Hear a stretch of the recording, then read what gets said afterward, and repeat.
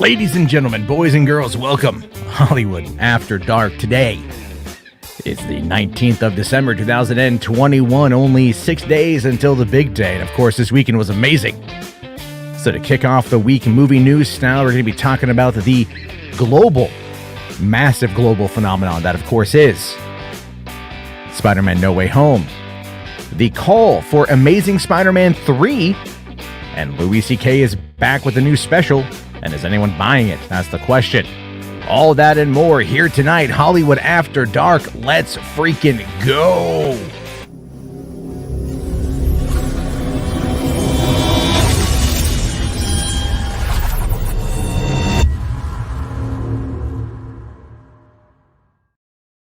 Hey, what's going on, everyone? How you guys doing? Welcome to the show. I know it's amazing. It's rare, if you will, that I happen to be on camera, but that is just where we find ourselves tonight. I'm feeling pretty good. I'm feeling pretty cheeky. It's Sunday night, kind of the start of my week, to be honest with you. As we come into the holiday week, a lot's going on. There's going to be a lot of interesting things to talk about as The Matrix gets ready to come on out, as Sing gets ready to come on out, as The Kingsman gets ready to come on out, as well as, Spider-Man No Way Home absolutely positively dominating.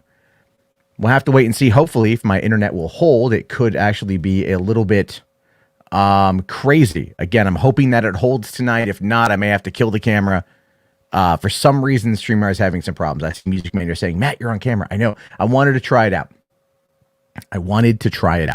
So we'll have to wait and see on that one.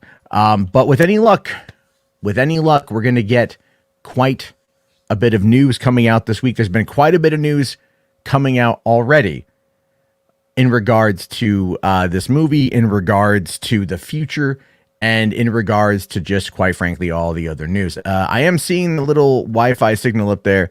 If it is a little glitchy, you guys got to let me know in the chat so I know to pull out to turn off the camera, unfortunately. I know that's not what you guys want. You probably want to look at my very, very sexy, non-professionally groomed face. But it is what it is. Of course, I'm not seeing the chat update at all. Let me dive into the YouTube space to see if they tell me anything, because maybe, just maybe, we'll get a little bit of that. All right, it's a little glitchy. Oh, it's a little out of focus even on my end. What the hell's going on here?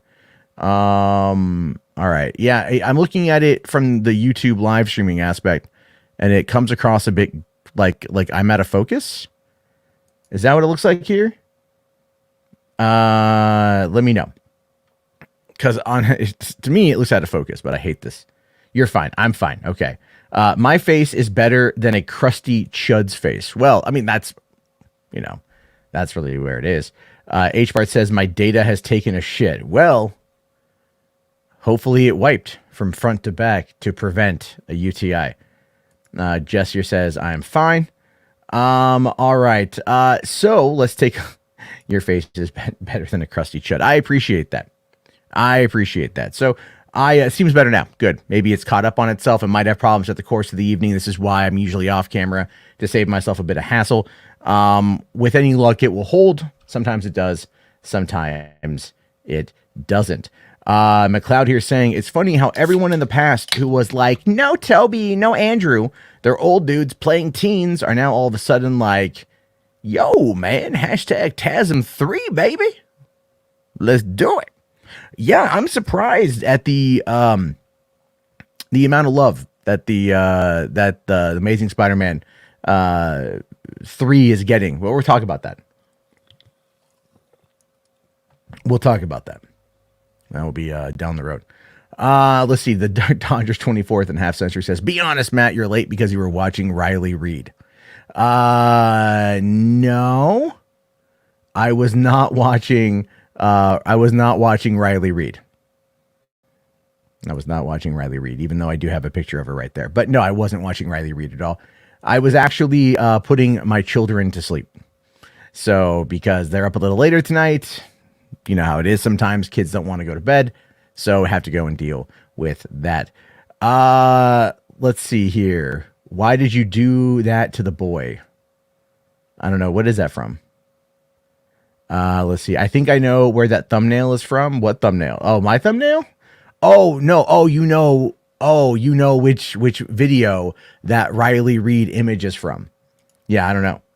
Let's see. Christopher Barks says, lies. You were watching her. Come on now. Riley Reid is not my go-to, to be honest with you. Riley Reid is not my go-to. I appreciate Riley Reid. I think she's a talented actress in her own right. Her rapping career is not as good as you might think it is. She has a propensity to drop the N-bomb a little bit too often. But generally speaking, I'm not, her work is fine. Her repertoire of performance is fine. Her library is fine. It's all fine. But not my go-to. That's Mia Malkova. Or Julia Ann. Let's be fair. I'll be honest with you guys. So, all right. Oh, joking about No Way Home's ending. Okay. Yeah. I wasn't aware of that. Let's see here. HBAR says, what's the best internet provider in Washington? Here we got Comcast. Yeah, we have Comcast. That's all we have here. I have Xfinity. The problem, I think, is not so much my internet, because I have a pretty good package. It's just like data consumption. So like my one daughter is asleep. My other kid is up there watching Ron's Gone Wrong on Disney Plus, and that could be sucking down some data. Let's see here. Matt's go-to is Tory Black. I'm not against Tory Black. Just saying, it's like, not necessarily what I would, what I'm 100% down for. If it comes up, it comes up. You know what I'm saying? Right. I mean, I don't really go into that sort of situation by going like, I wonder what they're, I generally let the algorithm decide, which can be problematic at times. So let's see here. Darth Scipio, have you seen the Jeremy's Chud videos, one on Geeks and Gamers channel and one on D-Day Cobra? He has declared victory over the SJWs who want his blood. Oh, no. I know he likes to make those claims, right? He likes to come out and make those claims. He has to virtue signal to his audience. He has to come on out and absolutely positively just like play that angle up as much as he possibly can, because that, of course, is how he convinces himself that he is not an utterly pathetic, useless, wasteful individual. That is how he does that, unfortunately. So obviously it is them. McLeod says, don't forget the video I sent you last night. It's a minute 53 long. It's the most funny Canadian thing ever. We'll see. I'm not a big you know what? I've never seen Letterkenny. We'll see if we have time tonight. Honestly, I end up getting more content ID claims than I care to get, but we'll see. Music Man here apparently is a fan of Allura Jensen. I'm unfamiliar with her body of work, but thank you for the recommendation. All right. Let's see. Christopher Barker says, Doctor Strange Into the Multiverse of Madness. Scarlett Johansson, Scarlet Witch. Or sorry, Scarlet Witch. Scarlett Johansson, Scarlet. It happens. Looking hot. Yeah, man. Yeah. 100% on that one. But then again, if you saw WandaVision, like she had some serious like 90s mom vibes going on, and I was all down for that. A geeky nerd here says, No Way Home may be the best paced movie I've seen in a theater. Movie goes by so fast, and well, it does. Underhaven here says, Freudian slip. What part? I don't know. Also, where are you? You said you're going to be here. So, like, what the fuck? But all right, couple super chats to get to. I just want to make sure I start them so we get there. Simon Section, $4.99 right off the bat, kicks us off. Thank you so much, buddy. Says, if Sony does produce TASM 3, I hope they don't pull any punches in good storytelling. Well, I hope so as well. I think they'd be under a whole new edict at this point in a whole new world in general with that. The old regime is gone, but the new regime, well, it all depends on how they want to do it. It all depends on how they want to do it. But thank you for that. And then Shiny 38.311. Thank you. With the $6.69 super chat. Thank you. Says, here's to my stock skyrocketing tomorrow. I hope. Hey man, I hope for you as well. You seem like you've had a good 2021. I hope you have a great end of the year and in your stock rises. I personally don't own any stock. I own, I think, 150 coins of Ripple. So clearly I do not provide the best financial advice on that front, but hey, here's to you, buddy. And then HBarts for $2 says, I miss Google Hangouts, but StreamYard is effectively Google Hangout. So I don't know what you're missing there. I don't really know what you're missing there, but all right, we've got Underhaven. What's going on, man? Hey, what's up? So I meant to hop in here, but like you always go live right when I have the shits. I don't know what it is, but you It's a always gift go and live. it's a curse to go live right when you have the shits. Like I just Right when you have the intrinsically know that you are going to poop. I mean, that's what when I came home, I went and took a poop, and That's now an I'm here. awfully obscure talent, Jarbo, but hey, whatever. It's your talent. Well, you know, it's a very it's there. Everyone has one of those very obscure talents, right? Like I'm Yeah, that's really, true. really good at figuring out like the timing of traffic lights. Like super good, That's actually super really good. useful for like what you do.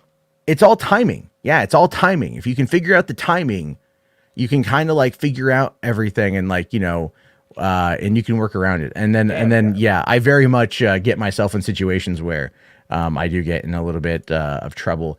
But thankfully, it's been all good so far. I have not found myself in a position to where I've been in any real trouble. What, Thankfully, you just make those super tight calls where it's like, fuck it, I can make this light. Like, well, so the way it works is I drive a Kia Soul, so it's like a hamster mobile. So it's like the least intimidating car on the market, and there's Yeah. a lot of them. There's a lot of them. So cops are like, nah, dude, no one driving a freaking Kia Soul is gonna like do anything crazy. They're not gonna Tokyo drift their way around this fucking bend. Except for Jarbo. You know, they're just no. I don't even Tokyo drift around that shit. I just fucking hit it and slam it. You know what I mean? Oh Like my I God. what? No, if you do it, okay. So if you're speeding and you can kind of get the inside of it right, you can just basically use you can use the vehicle, like the, I guess you could say I don't want to say like the G's or whatever, but you can use the speed to kind of like keep you going pretty good. It's really on those tight turns you got to watch out. But I haven't flipped my car yet. I almost flipped my Mercedes What once. an endorsement. Right? No, I'm not even kidding you. I was on a date with this other stripper that I knew. Long story. And we're driving in San Diego in my old 1987 Mercedes 300E, which is basically like it's German engineering. It's literally a German tank in a Mercedes. And I bought it for like 2,500. So, it wasn't like a massively expensive car. But anyway, we're driving and we go to get on the freeway and I take this turn a little bit too fast and like all of a sudden I'm just like we're going around this thing. I thought we were gonna flip the car, and then we didn't. But it was very like the car stayed grounded, but it was all over the place. I was really worried I was gonna die. You always blow my mind with how the show begins. Like, No, what would have crazy blown your story. mind is if a near-death experience would have got me laid. It did not. Fuck. It did not. Damn, man. Hate to admit that live on air, but I'll be honest with you guys. I'm not lying to you guys. If I was gonna, I didn't end up the night, very happy. I was alive, so I was happy I was alive, and that she was alive, and that we were alive. But it just didn't work out on that particular front. And anyway, so. Oh my God. It is what it is. It is what it is. It is, yeah. Hollywood. Holly Weird After Dark is what I should. I should do a spin-off show called Holly Weird After Dark, and it's literally just me talking about like weird stories from my past. Yeah, but like, I mean, hey, they come up naturally during this show. They so. do. And you know what's sad though is like no one ever comments on them in the comment section. Like I never, sometimes people will leave like a little emoji or something, but it's rarely, it's rarely what I. Yeah, you might get an eggplant emoji or two in the comments. Maybe I get an eggplant water squirt emoji occasionally. Yeah. Only from one person, and he knows Only who from he one is. guy, yeah. Only from one person, and he's a degenerate. But what's really funny is like he's still doing it, by the way. I know. He's proud still of it. doing it. He's still He's proud of it too. how can you like as just a normal rational person like just start using eggplant emojis, squirt emojis, and like the phrasing of you make me so hard I come to like random like Insta thought models, right? You're just like, what are you doing, bro? And then when you get Read called the out room. on it, then you're just like, I'm proud of who I am. Yeah, I know, right? Like I'm just a freaking, It's like, oh, it's what I do, baby. It's what I do. And they're like, yeah, but like, dude, it's kind of creepy. Like, nah, it's fine. They don't care. Flexing those udders. Yeah, right. I'll tell you this. I will completely like change my entire opinion if we ever find out this gets him laid. If like it ever comes out in some capacity that like he was able to like net one of these women by sending them like mass amounts of eggplant water squirt emojis, I think we would realize at that point in time we've all done the wrong thing in life and we need to look to him as our savior and guidance counselor. But in the meantime, he's just a crazy ass creeper. Yeah, fuck the eggplant wizard until then. Yeah, that's right. The eggplant wizard is what we call him. Yeah, dude. It's all some craziness. Let's see. I see Andrew Casali's in the chat. Andrew, buddy, man. Andrew, what's going on, man? Okay, he's like, Andrew. I want more Toby. I want more. You got Toby. You got Toby, dog. You got him. You know, like, I don't give a crap about the other guys. Well, they don't give a crap about you, I guess. I don't know, man. You got Toby. All right. But if Toby don't want to come back, you know, it took a lot to get him back in this one, from my understanding. So, you know, this is the thing. But all right, let's dive in to the first article of the night here. Spider-Man No Way Home debuts to a jaw dropping $253 million domestic. I mean, even outside of a fucking pandemic and a shitty 2 years for movies, this is insane how much money this has made, right? I mean, I'm still like, I didn't think it was going to hit this amount. I thought like 150, sure. No problem. But then people were just like, you know, they were just like making it rain on Sony. No, yeah, this has been a massive success. Yeah. I don't think anyone's really surprised. I think everyone knew this was going to be huge, but just how big it's been, like in spite of everything, in spite of the variant and all that, really impressive. Well, and what's really funny about that too is that with the variant situation, Omicron is there, but it's again, it's like, it's not as far as I understand it, it's not as impactful as Delta. Like it still can impact you, but it's not as, you know, as crazy as Delta and whatnot. That's good to hear. So, I mean, but still get your booster, get your vax, everything else, you know, get the jab, get the jabs, right? It's at least good to hear that it's not as much. Yeah. I want you all to live. Well, most of you, but. Oh, Jesus Christ. Shrek is this is mundane Matt Rule 34. No, we're not going down that pathway again. We're not going down there again. Not again. You know, but I'm just saying, in this regard, $253 million is absolutely nuts. So let's take a look here at some of the stuff. All right. So don't underestimate Peter Parker it should be Peter Parker's. I think at this point, people here know what's going on. I'm not really going to pull my punches on all of the spoilers because this is clearly going to play into it. So if you haven't seen the movie yet, dip out for this episode because it's probably going to pop up quite a bit. But at the same time, again, I'm just letting you guys know. But yeah, so don't underestimate Peter Parker's. It should have that, really. That's the takeaway after the Sony comic book adventure. Spider-Man No Way Home crushed box office expectations, generating a mammoth $253 million from 4,336 theaters in North America. And that's like, normally they put that in screens, right? Now, I don't know if that is screens or if that is theaters, because I know a lot of theaters were just straight up running this, like not like this is all they were running, like pretty much for the weekend was just nonstop Spider-Man. And they did this for Spider-Man 3 because Spider-Man 3, when that came out in early May 2007, that was like the first movie that was like released in IMAX for like when they had that massive IMAX expansion. And like the theater near me in San Diego that did get the IMAX upgrade, they ran it nonstop 24 hours a day for like, what was it? For fucking 4 days. They ran that shit. You know, and so it's like, it was just nonstop Spider-Man 3. So that's just money coming in constantly. Oh, yeah. And that movie was huge. And honestly, that was one of the first times that I had like a theater experience that I distinctly remember like in my head was Spider-Man 3. Yeah. It was crazy. Oh, I remember going to the two. I remember that was the only movie I've ever been to where I went in and it was dark. And when I walked out, it was light. That was the only one I've ever been to that happened. That was a very odd experience because I got off work at like 2:00 in the morning, and we went to, I think, like a 3:30 a.m. showing of it. And so, got there, and a bunch of my friends all went, and we saw the movie and stuff. And we walked out, and I'm like, the sun was coming up, and I lit up a cigarette, and I went like, God damn, whoa, that's a movie, because that was like, only at that point, that was only my second movie ever in IMAX. So that was an experience in IMAX nonetheless, even though it was 2007. It was great to see. And I still I'm still a Spider-Man 3 defender.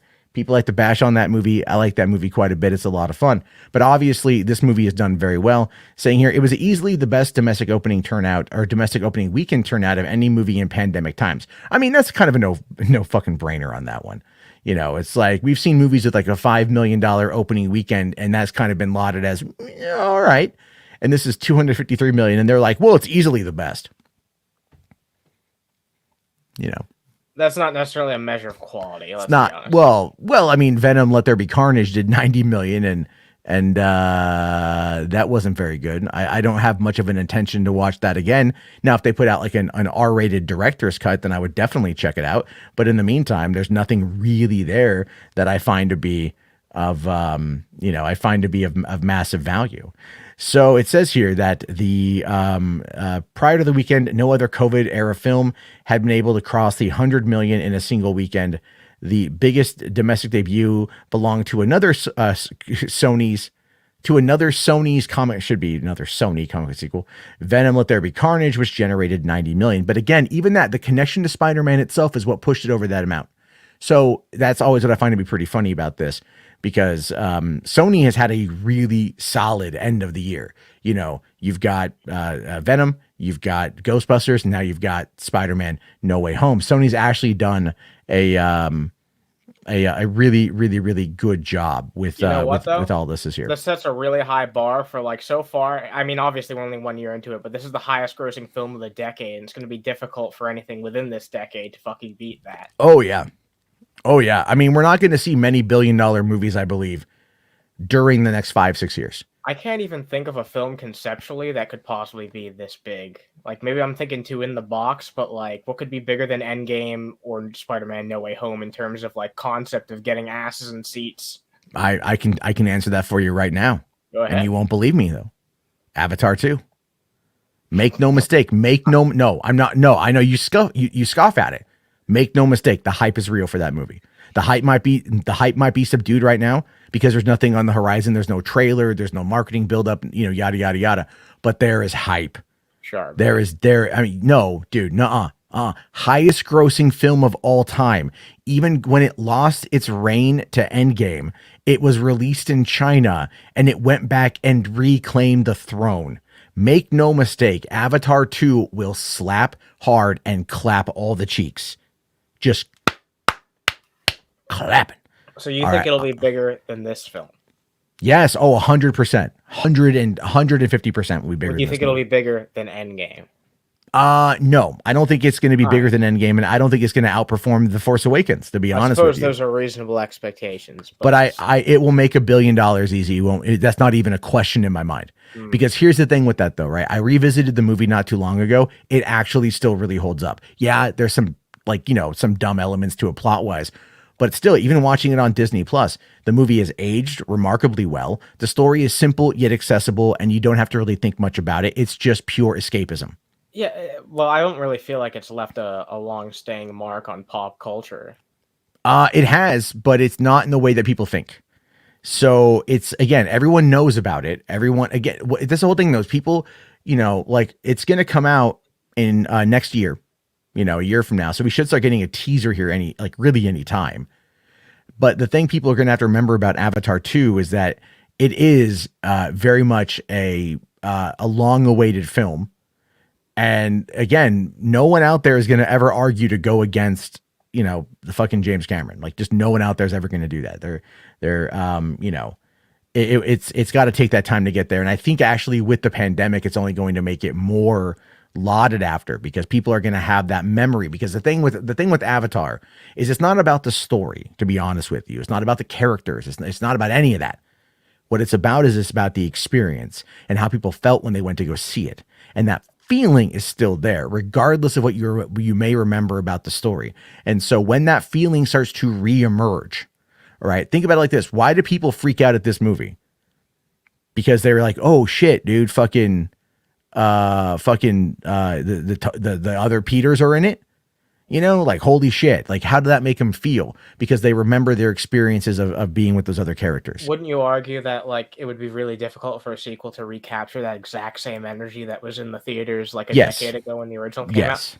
Because, like, let me just give you an example. Like, when Joker inevitably gets a sequel, I don't think it's not going to have the same cultural fucking staying power that the first one had. That was a lightning in a bottle thing that happened there with, like, the original fucking Joker movie. So Joker 2 will not hit $1 billion, and it shouldn't even be a topic of conversation. I know studios like their money, but it's gonna happen, right? Like, it seems like it's gonna fucking happen. So yeah, I agree with you on that one. Anthony here says, so the trailer for Avatar 2 has to resell a lot of the people on the franchise. All it's gonna have to do is just it's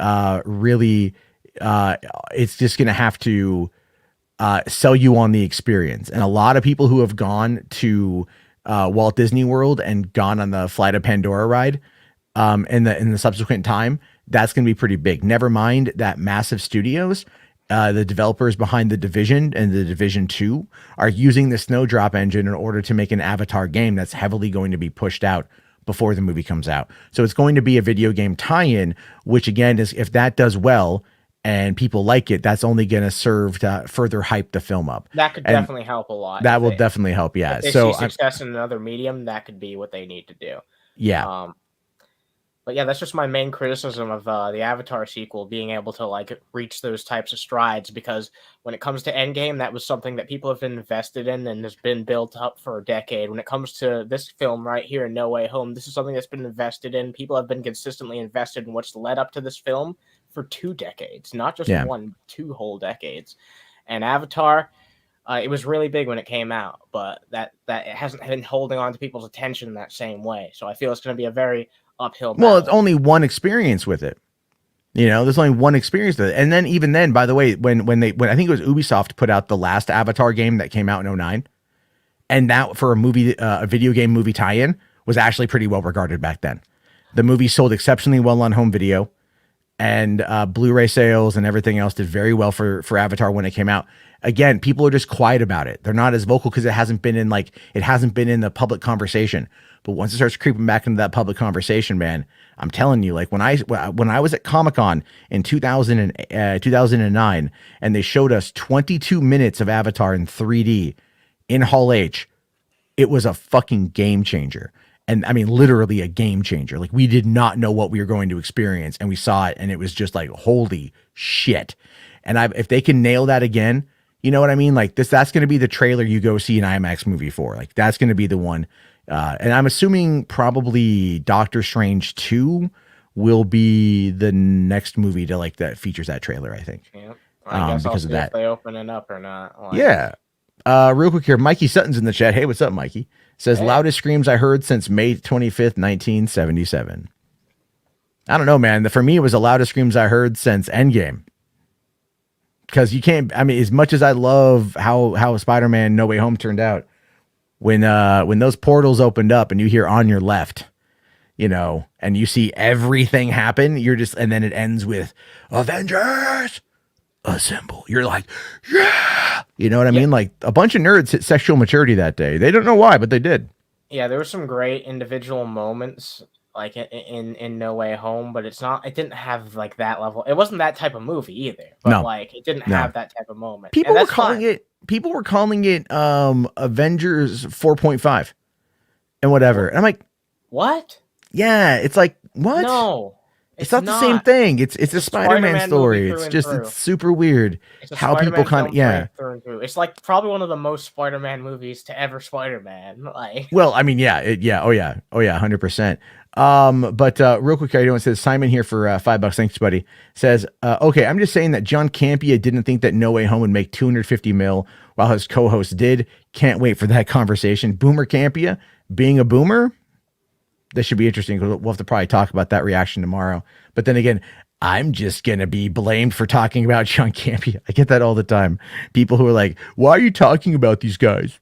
You just like you just got to talk about people that are more popular than you." It's like I talk about everybody. I just want to say, like, the next episode of Hawkeye is gonna have to blow people away if it wants to have any interest, like, because, oh my god, like, there's still gonna be hype from this movie and people talking about this movie, like, even into that, show wrapping up. So hopefully they have something amazing planned. Because well, Haley Steinfeld had said in an interview that that she was like, being in the presence of Vincent D'Onofrio as Kingpin was something that was like, I'm paraphrasing, so I don't remember the exact quote, but she basically said it was like insane. Like it was just like, because he's very much taller than she is. He's very bigger. He's very menacing. Yeah. So what that says is that Kate Bishop and Kingpin are going to have a conversation on there. And there's a I'll bring it up here in a second too when we get through this whole thing. But there was there's a theory that Spider-Man might make an appearance in No Way Home, or not No Way Home. Sorry, he was in No Way Home. Whoa. But he might in Hawkeye. Yeah. But before we get to that, McLeod says, I'd argue that the commentary on colonialism, environmentalism, and cultural genocide of Native Americans / indigenous peoples played a role in the success of Avatar. It did not. It did not, because no one talked about those issues back then. It was, hey, this movie looks like fucking Fern Gully mixed with Dances with Wolves. Do you think that actually could be like an advantage to the sequel? Right now, absolutely, given how people have been talking about the situation with the Kamloops, mass graves in Canada, and everything else, a conversation on, because look, in 2009, Columbus Day was Columbus Day. All right. It was. Columbus Day was Columbus Day in 2009. Now it's not. It's not. It's Indigenous Peoples Day. I mean, the mass grave situation in Canada, which if you do not know about the Indigenous schools there, that where the mass graves are being found, holy fucking shit, it's insane. It's one of the craziest things you'll ever read. Basically, the Canadian government allowed the Catholic Church to run like these schools for Indigenous children, and hundreds, thousands of kids never came home. Matt, you need to do a video on that. I did. You did. Yeah, for Stranger Days, I did one. I did the Kamloops one. Yeah. I did talk about this a while ago, and I had people message me that I hadn't talked to in years that came across it randomly, and they're like, "Thank you for talking about this." I'm like, "It's a story. It's an actual, honest to God thing. Like, this is terrible, and it happened." But I know some right wingers that have been trying to argue that it's like, it's not that big of a deal. You guys are just like, they're just graves. Like, shut the fuck up. These are kids. You know what I mean? Like, these are kids. Anyway, I don't want to dive into that. Yeah, it's a craziness. Whole issue. It's a whole thing about Canada. And I mean, look, man, like, I don't have that much connection to Canada. My mom was born there. I'm like half French Canadian or whatever. I love Canada as a whole, and I would love to spend more time there. But it's like, I think anyone who watches this shit sees it for the human rights violation that it is. So it's nuts. It's not patio commentary. It's a Stranger Days, which is up on here. I'll just link it in the. There we go. It's in the. There we go. The Forbidden Knowledge 2 is the thing. So if you guys want to check that out after the fact, I got to post more videos. I got more stuff done. I just haven't posted over there yet. So I've been busy. Unfortunately, I've been live streaming over here like way too much work on literally anything else. However, so in this regard, it is doing very, very, very well. It is probably going to crack. It's already done $587.2 million globally. This is without China. Woo. And it is without China. It's hit that amount, and it will be going to China. I believe it will be going to China. It got approved for it. So once it goes to China, it's going to skyrocket. So, I mean, that's going to be nuts. Mad Max the Mandalorian has believed that he believes that it will hit $1 billion for the end of the year. We've got 12 days. We've got 12 days to do 400 million. Damn. I think it's possible. How's Spider-Man tend to do in China? Do you know? I think it did okay because Far From Home hit $1 billion, and I think China had something to do with that. Let me just take a look here. China. They've been having a rough relationship with Marvel lately, haven't they? They've been having a rough relationship with everybody. Yeah, I know, but like, it seems like, I don't know, especially with Disney, they haven't been accepting a lot of their films recently. Well, let me just double. I guess it's Sony, but Well, I mean, again, it's still tied to that, let's see. True, Spider-Man. it's the same brand, technically. Yeah, let's see. China release for Spider-Man. Okay. It's just weird because, like, people in China are only getting, like, bits and pieces of the whole MCU story. That must suck. Like, yeah, you guys can have a few of these films, but you don't get to experience the whole saga like everybody else does. Like, goddamn, that's fucking shitty. Yeah. I thought it was going to China. I guess I'm wrong on that to an extent. Oh, shit. But I mean, well, for right now, I have a feeling it's going to happen, right? I have a feeling it's going to happen, and that a lot of people are going to. I mean, look, the movie doesn't have anything in it, I think, that would actively be working against China. You know what I mean? Like, I think that I think they're going to be okay with it, if you want my honest opinion. So, because China needs the money as well. China needs the money as well. So we'll have to wait and see on that one. But here's the other part of this thing I wanted to quickly kind of touch on. Is when it comes to this coincidence, this idea perhaps that Spider-Man might be making an appearance in Hawkeye, which I don't believe so, but it's fun to kind of speculate on a little bit. He's not been in a Disney show. I mean, a Marvel, a Disney Plus show. So you got this little snippet from the trailer. Says now playing exclusively in movie theaters and premium formats and IMAX, which, by the way, that's a fucking spoiler in that image right there. Oh yeah. Because at what point in the movie is that at? Yeah. Right. But I mean, I guess technically to someone who wouldn't be informed, it's sure. No, I totally understand that. But so you see this here, right? So he's swinging. You see a Christmas tree right there, and the buildings and everything else. Oh wait, yeah. Wait, what the hell am I doing? I was clicking. Oh, I'm a moron. I was actually clicking on my screen that StreamYard is on. I was clicking on that, thinking this is the next image. So, all right. So this is a shot from the finale of Hawkeye, where you get to see the Christmas tree, same Christmas tree, and then it's falling over. And then here's I guess an image. So here's the thing here where Tom Holland has confirmed he knows who bought Avengers Tower in the MCU. And then here's Zendaya's reaction to the news. And they're hinting that it's Kingpin, that Kingpin has purchased the Avengers Tower, because we know that it's not Oscorp, because in the movie we find out Oscorp doesn't exist in this universe. So there's that. And the Fantastic Four have not been introduced yet. So the Baxter Building, it is not. What if it's owned by Wilson Fisk?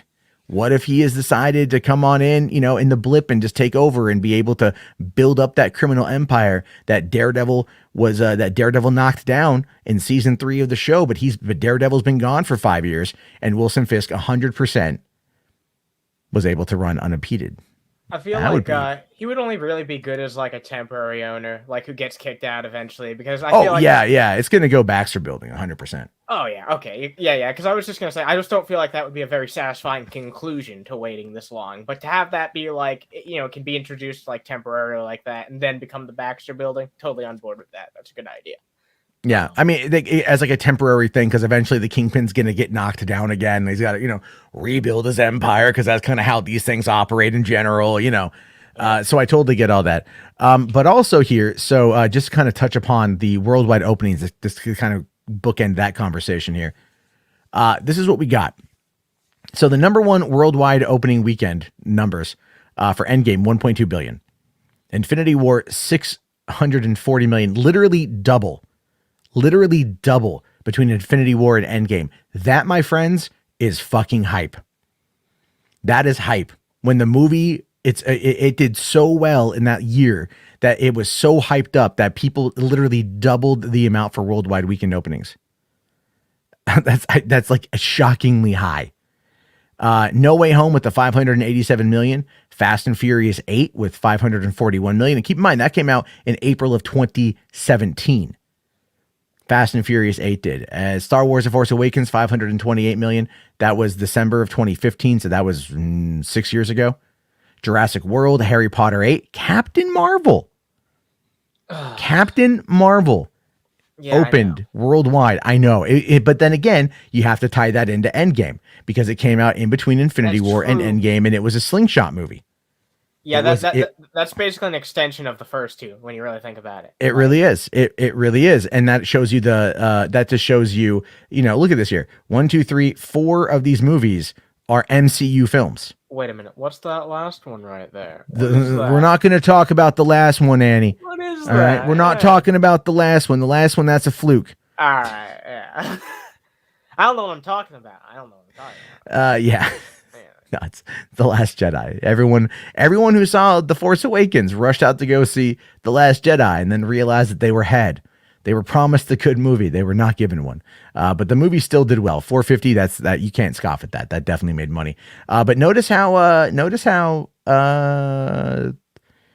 The Rise of Skywalker's not on there, unfortunately. Yeah, I was just gonna say. Yeah, a little bit weird on that one, right? Yeah. A little bit odd on that, so to speak. But here's the other part of that too. And as we knew this was going to be happening, as we knew this was going to be coming, because Amy Pascal has talked about it, and it doesn't matter that Tom Rothman and Kevin Feige have tried to downplay. What we're learning now is Kevin Feige has claimed that they are actively beginning to develop where the story heads next in Spider-Man 4, coming in from the New York Times. So this is not, a Tom, Dick, and Harry blog. This is not some unknown person on the internet that's just kind of ranting at the heavens. This is from the New York Times conducting an interview with Kevin Feige. And that's a big deal because we know with this movie going to pull in $1 billion, Sony ain't going to want to give up that money, even though Marvel is putting up 25% and they're getting 25%. Still, if it makes a cool $1 billion in profit, that's $250 million to Marvel and $750 million to fucking Sony. And Sony's going to be able to then get all of the home video sales because guess what they're going to do? They're going to package. Imagine the Spider-Man Saga 4K set. Raimi's Spider-Man trilogy, TASM 1, TASM 2, the Homecoming trilogy, all rolled into one now because guess what? It's all canon. Right? It's all fucking canon. So that could easily be what they do next. That could easily be what they sell in a few months or a year from now. We'll all be buying that massive box set, and that's all money going to Sony. The Spidey films are finally going to be going on Disney Plus sometime soon, right? Yes. The deal that Sony signed with Netflix will eventually see the Spider-Man movies on Disney Plus. Yeah. Next year, I think. I think 18 months. I think is. I don't know the full deal. I gotta remember. I mean, it'll go. I'm gonna fucking own the movie on 4K anyway. Yeah. I'm gonna have it. 4K, and I'm gonna have the digital file, and I'm probably gonna watch the digital file way more than the 4K just because it's easier. And I'm gonna watch it a bunch because that movie was fantastic. It was fire. But there's a question I have for you that I've been wanting to ask you specifically, and I haven't done it yet. And that is because I know your complaints with Spider-Man Far From Home. Yeah. You call it far from entertaining. Yeah. Did they redeem Spider-Man in your eyes? Yes. I think this film, even though I still think that Far From Home is a flawed film, I do think that this movie really paid off, and clearly saw the criticisms that people had of that movie, and they're moving the character forward in a really respectable, much better direction. So yeah, I'm really fucking pleased. I'm really pleased, honestly. When I got to the end of that movie, I'm watching it in the theater, and my first thought was like, shit, son. Annie's gonna be very very happy with this, oh, they finally did what they've been asking for, what they were complaining about, what we were just arguing about the other day, like, why isn't he helping Aunt May with rent? Why isn't he poor? Why isn't he poor? Hey, you know what though, Jarbo? It goes to show my criticisms. They seem to agree. So I was very. I know, but it wasn't Mephisto. I know it wasn't Mephisto. But I'll tell you this. Go back and watch the marketing again, and they set it up that it was. Yeah, no, they do. The marketing absolutely set it up that it was. Yep. So it was just like, I feel like it was like kind of like a twist, like, you know what I mean? Or at least they subverted our expectations. That's yeah. One way to put it. I am. They did, and I was very happy with it. I absolutely, I fucking love this movie. Like at the end in that trailer, we still get a hint at a Doctor Strange that ain't so fucking good. So. Well, yeah, but it's not that Doctor Strange. It's not what we thought it might have been. Yeah. Right. And then so the other side of this too is what's been being talked about now, is a lot of people are asking the question: what about the future of Spider-Man? Is it just Tom Holland, or is it going to be Andrew Garfield's Amazing Spider-Man 3? Because a lot of people feel that Andrew Garfield carried the rest of that movie from when he entered it, and I disagree. I think they all did spectacular. They were all great and they were all great together, and I want to see all of them together. But what I've been hearing, what's been going around, coming in through a multitude of different people. I haven't asked Mikey directly. I don't know if he's watching. If he's still watching, he might be. Mikey, what have you heard about this? If you're still watching, yeah, definitely let us know. Yeah, DM me on Facebook so I can see, because I'm very curious about that overall, because I don't know what's gonna happen with this one. Wait, do you think that this is like do you think this could possibly happen, like TASM 3? Mm-hmm. Because this is an entirely different tune than you had like 2 weeks ago, and I understand why. Because I saw it. Because I fucking saw it. Yeah, fair. That's the thing I was waiting for, and I said that too. I'm waiting to see it. I don't think Spider-Man 4 with Tobey. It got the ending. You watched the movie. They established that the ending happened. They established that, you know what, it may not be a perfect life for him afterward, but it's pretty good. He's working on it. He's happy, things like that. All right. I fervently believe that this is something that we might get, or we might get more with Andrew Garfield coming back into the mix. Because if when you think about it, he's still young enough. I have a feeling that his character, he got his redemption in the movie, which I loved. I absolutely loved. And he sold the emotion on it.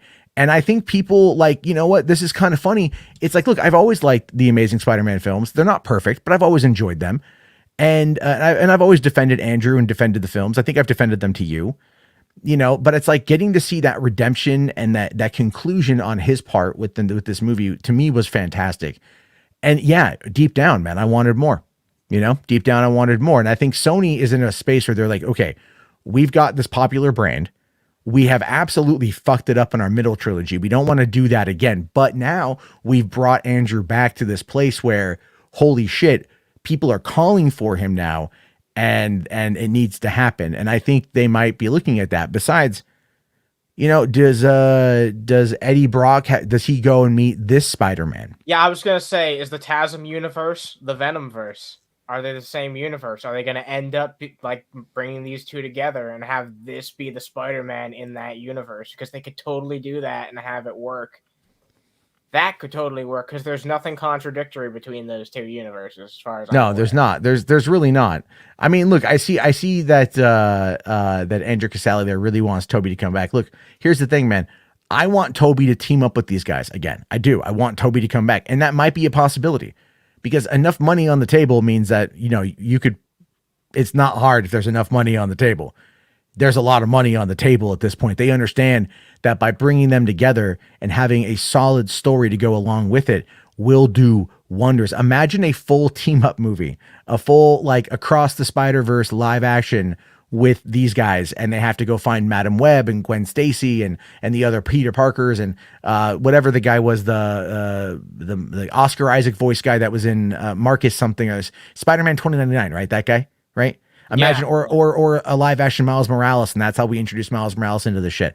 Like, that's what they could do. And honestly, I have a feeling that's what they're going to do. Yeah, I do feel like I got that feeling, like, towards certain parts of this movie, like this could be a testing grounds for something way. Oh, and it worked. It absolutely worked, dude. Everything, like, everyone about this movie worked. Almost everything about this almost everything. Yeah, there was a couple elements, but, like, you know, I mean, that's the whole kind of point here, is that fans have been calling for this. Fans have been asking for this. I mean, that's why, you know, the image that I used on the thumbnail here was one I found on Twitter of Andrew Garfield rocking a king. You know what I mean? Rocking a crown. I'm seeing a comment from Mikey Sutton. I'll spill that Andrew is not done, and I have something unrelated, interesting about Finn.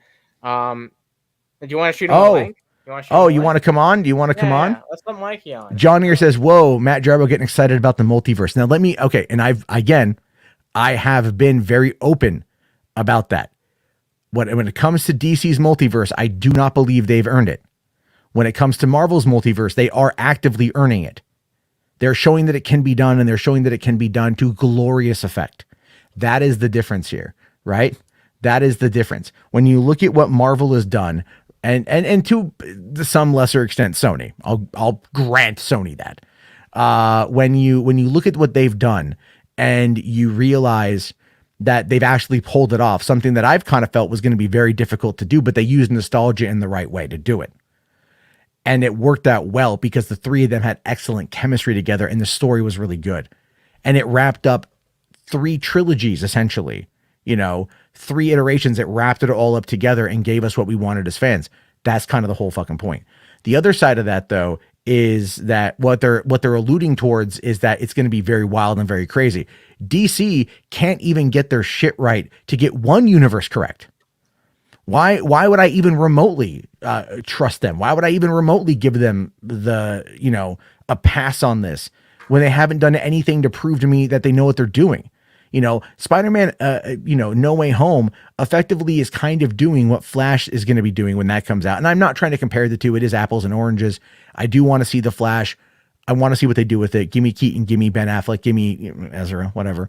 But I'm okay with that. But at the same time, we don't know what they're planning. And I don't have any faith in them. Me neither. I don't have any faith in them. And I'll tell you guys exactly why I don't have any faith in them. Because you know what? Honestly, it's the fan base that has caused me to not have faith in them. Because the fan base is fucking insane sometimes. Like, for example, take a look at this. This popped up today magically. Oh my this God. is being shared around by people in the Snyder fandom. You've got James Gunn, Hamada, Patty Jenkins all beheaded right there on the table. I see Zack Snyder. I see David Ayer. I see Geralt, right, of Snyderverse, that guy, that Twitter account. I see Krypton Caged, and I see other people out there that I don't necessarily recognize, but I'm sure they're all probably from elements involving Zack Snyder or something like that. And that is what we've been seeing. That is exactly, the kind of craziness that's going on here. By the way, Mikey said he'd be here in like 15 minutes. Okay, cool, man. Cool. So we get time to go through some of the other stuff and we get to Mikey here. Nice. Let's see. RJ says, I really hope this image was just made by trolls on 4chan or something, man, because what the fuck? I know, RJ. And also, why aren't you here? Why aren't you here, RJ? I miss you. Where are you? No, I'm kidding. If you're tired, dude, get a rest. You've had a long week. He went to Vegas. Yeah, Saw Spider-Man No Way Home 3 times in like 2 different states. This man's dedicated. Gotta say though, dude, you're rocking some swag. You had some swag look the other day. I saw your Instagram photos. If there's any movie worth watching that many times, I'd say this one's a strong candidate with all the things that you could pick up on. So hey. Yeah, I think that was Martin Scorsese sitting in the center. I think it was. But anyway, so you've definitely got this whole thing when it comes to Spider-Man. But we did find out a little bit more about TASM 3. Sony's scrapped plans for Andrew Garfield's Amazing Spider-Man 3 is now being talked about a little bit. And I've always been very fascinated by this because what Sony was attempting to do with TASM 2, what they were building up with the Sinister Six, I mean, it was definitely rocky. I don't want this TASM 3. I do not want this TASM I don't think we'll get this TASM 3 because they realize where they went wrong. Okay. I mean, I don't know if this is going to have the argument on it.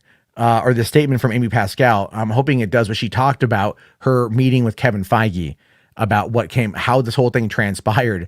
And her quote about Kevin absolutely makes sense. And I love it. So, God, fuck you. Oh, I fucking hate that shit. I know. It's like, this is why uBlock is amazing for getting rid of some of those pop-ups. I got to work on that. Turn on that pesky ad. I know. Turn on that. I know. I don't want to use it, but it's like when you do things like that and I can't get rid of it. Yeah. I'm going to use the Jello and the pudding pop to block your stupid pop-ups. I'm going to what? I'm going to roofie their website. Anyway. Fuck Bill Cosby. Yeah, I know. All right. So before there was a Marvel Cinematic Universe, there was Amazing Spider-Man, Andrew Garfield, a reboot of... Yeah, we know all this shit. Jesus Christ. All right. So, okay. All right, so the sequel, The Amazing Spider-Man 2, teamed Electro with the Green Goblin. Like Raimi's canceled Spider-Man 4, once set for release in 2011, Sony scrapped The Amazing Spider-Man 3 to start from scratch, bringing a reimagined Spidey into the MCU in 2016's Captain America Civil War. After the blockbuster success of the Marvel Studios crossover, Avengers in 2012, Sony weaved a web of interconnected films with The Amazing Spider-Man 2 at the center. I mean, they did 2 movies. That's it. I don't know, a web of, but whatever. So it was to be a springboard for Sony's own Spidey universe, continuing with The Amazing Spider-Man 3. That was set to come out June 10th, 2016. The Amazing Spider-Man 4, May 4th, 2018. That's right. I remember they did that. Do you remember that? They announced Spider-Man 3 and Spider-Man 4? The TASM 3 and 4. Yeah, I remember that. Right. Totally spaced on that. Oh my god, that was supposed to come out in 2018. 2016 and 2018, dude. Like, how long ago was that? That's nuts. Dude, can you imagine that alternate universe? That would have been weird, man. I know. And imagine it. I mean, it probably wasn't gonna be very good.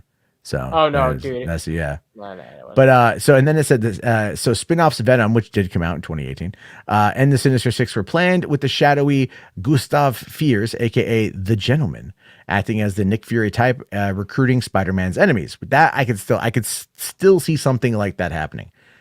Before Sony struck its unprecedented pact with Disney back in 2015, The Amazing Spider-Man 2 set up plots or characters who could return in Spider-Man sequels or elsewhere in the TASM universe. I don't think they're going to use the Gentleman because he's cringe. Well, yeah, no, they would find something else. Like they would find. Yeah. I mean, but who knows at this point? Because, Doc Ock got his redemption, and that was amazing. I love that. And Green Goblin isn't really Green Goblin anymore, so that's good. But like, are they gonna? But then again, the multiverse has millions upon millions of variations, endless, infinite variations of these characters. So they could probably just pull from that again. And I have a feeling that's what the Morbius thing is going to do, or whatever the fuck that goddamn end credit sequence was for that post credit scene, that mid credit scene for Spider-Man with Venom, whatever the fuck that was. That pissed me off actually. But I'm not trying to dwell on that. That just wasn't. I don't know. I'm waiting to see what they do with it. So yeah, it talks about that they were going to have, Felicia Hardy as Black Cat, Alistair Smythe, BJ Novak popping up. You had the Russian, or you had the Rhino. Sorry. I love that in the movie. The reference back to that. That had me rolling because look, I like Paul Giamatti as Rhino. Okay, I do. I'm one of the few that do, but I do. And so when that was brought up, I was laughing my ass off, man. I fucking love that shit. That's so goddamn funny. All right, so even Norman Osborn, who seemingly died from a genetic disease, was to return and become the second Green Goblin. A deleted post-credit scene revealed. Oscorp kept Osborn's head on ice because oh my god, you fucking bro. Yeah, that was kind of weird. And then yet another deleted scene sees Richard Parker Campbell Scott, Peter's scientist father, back from the dead as Peter grieves the loss of his love, Gwen Stacy. That was a weird thing that they were working on that I wasn't a big fan of, trying to like establish this massive like conspiracy with like the parents, when like. Wait, do you remember that in the opening of TASM when like they were on we showed the death of the Parkers, but it was like, have you seen the deleted ending to like TASM 2 where he actually meets his father? No, I never did. They're talking about that right there, but I never saw it. Andrew Garfield's acting in that scene is like, oh my god, some of the best that he's ever done, and they got cut out of the movie. Well, probably because they needed. If you want my honest opinion, that would have been the opening for TASM 3. I've heard people saying that like this week. Like that should have been the opening. Yeah, that way you're like, oh fuck, whoa, and everything. Because if they would have ended it with that, they would have. I think they would have absolutely like pissed everybody off by not continuing it. But clearly they were working on that storyline that they already had said we're going to do TASM 3 and TASM 4, obviously. Yeah, TASM.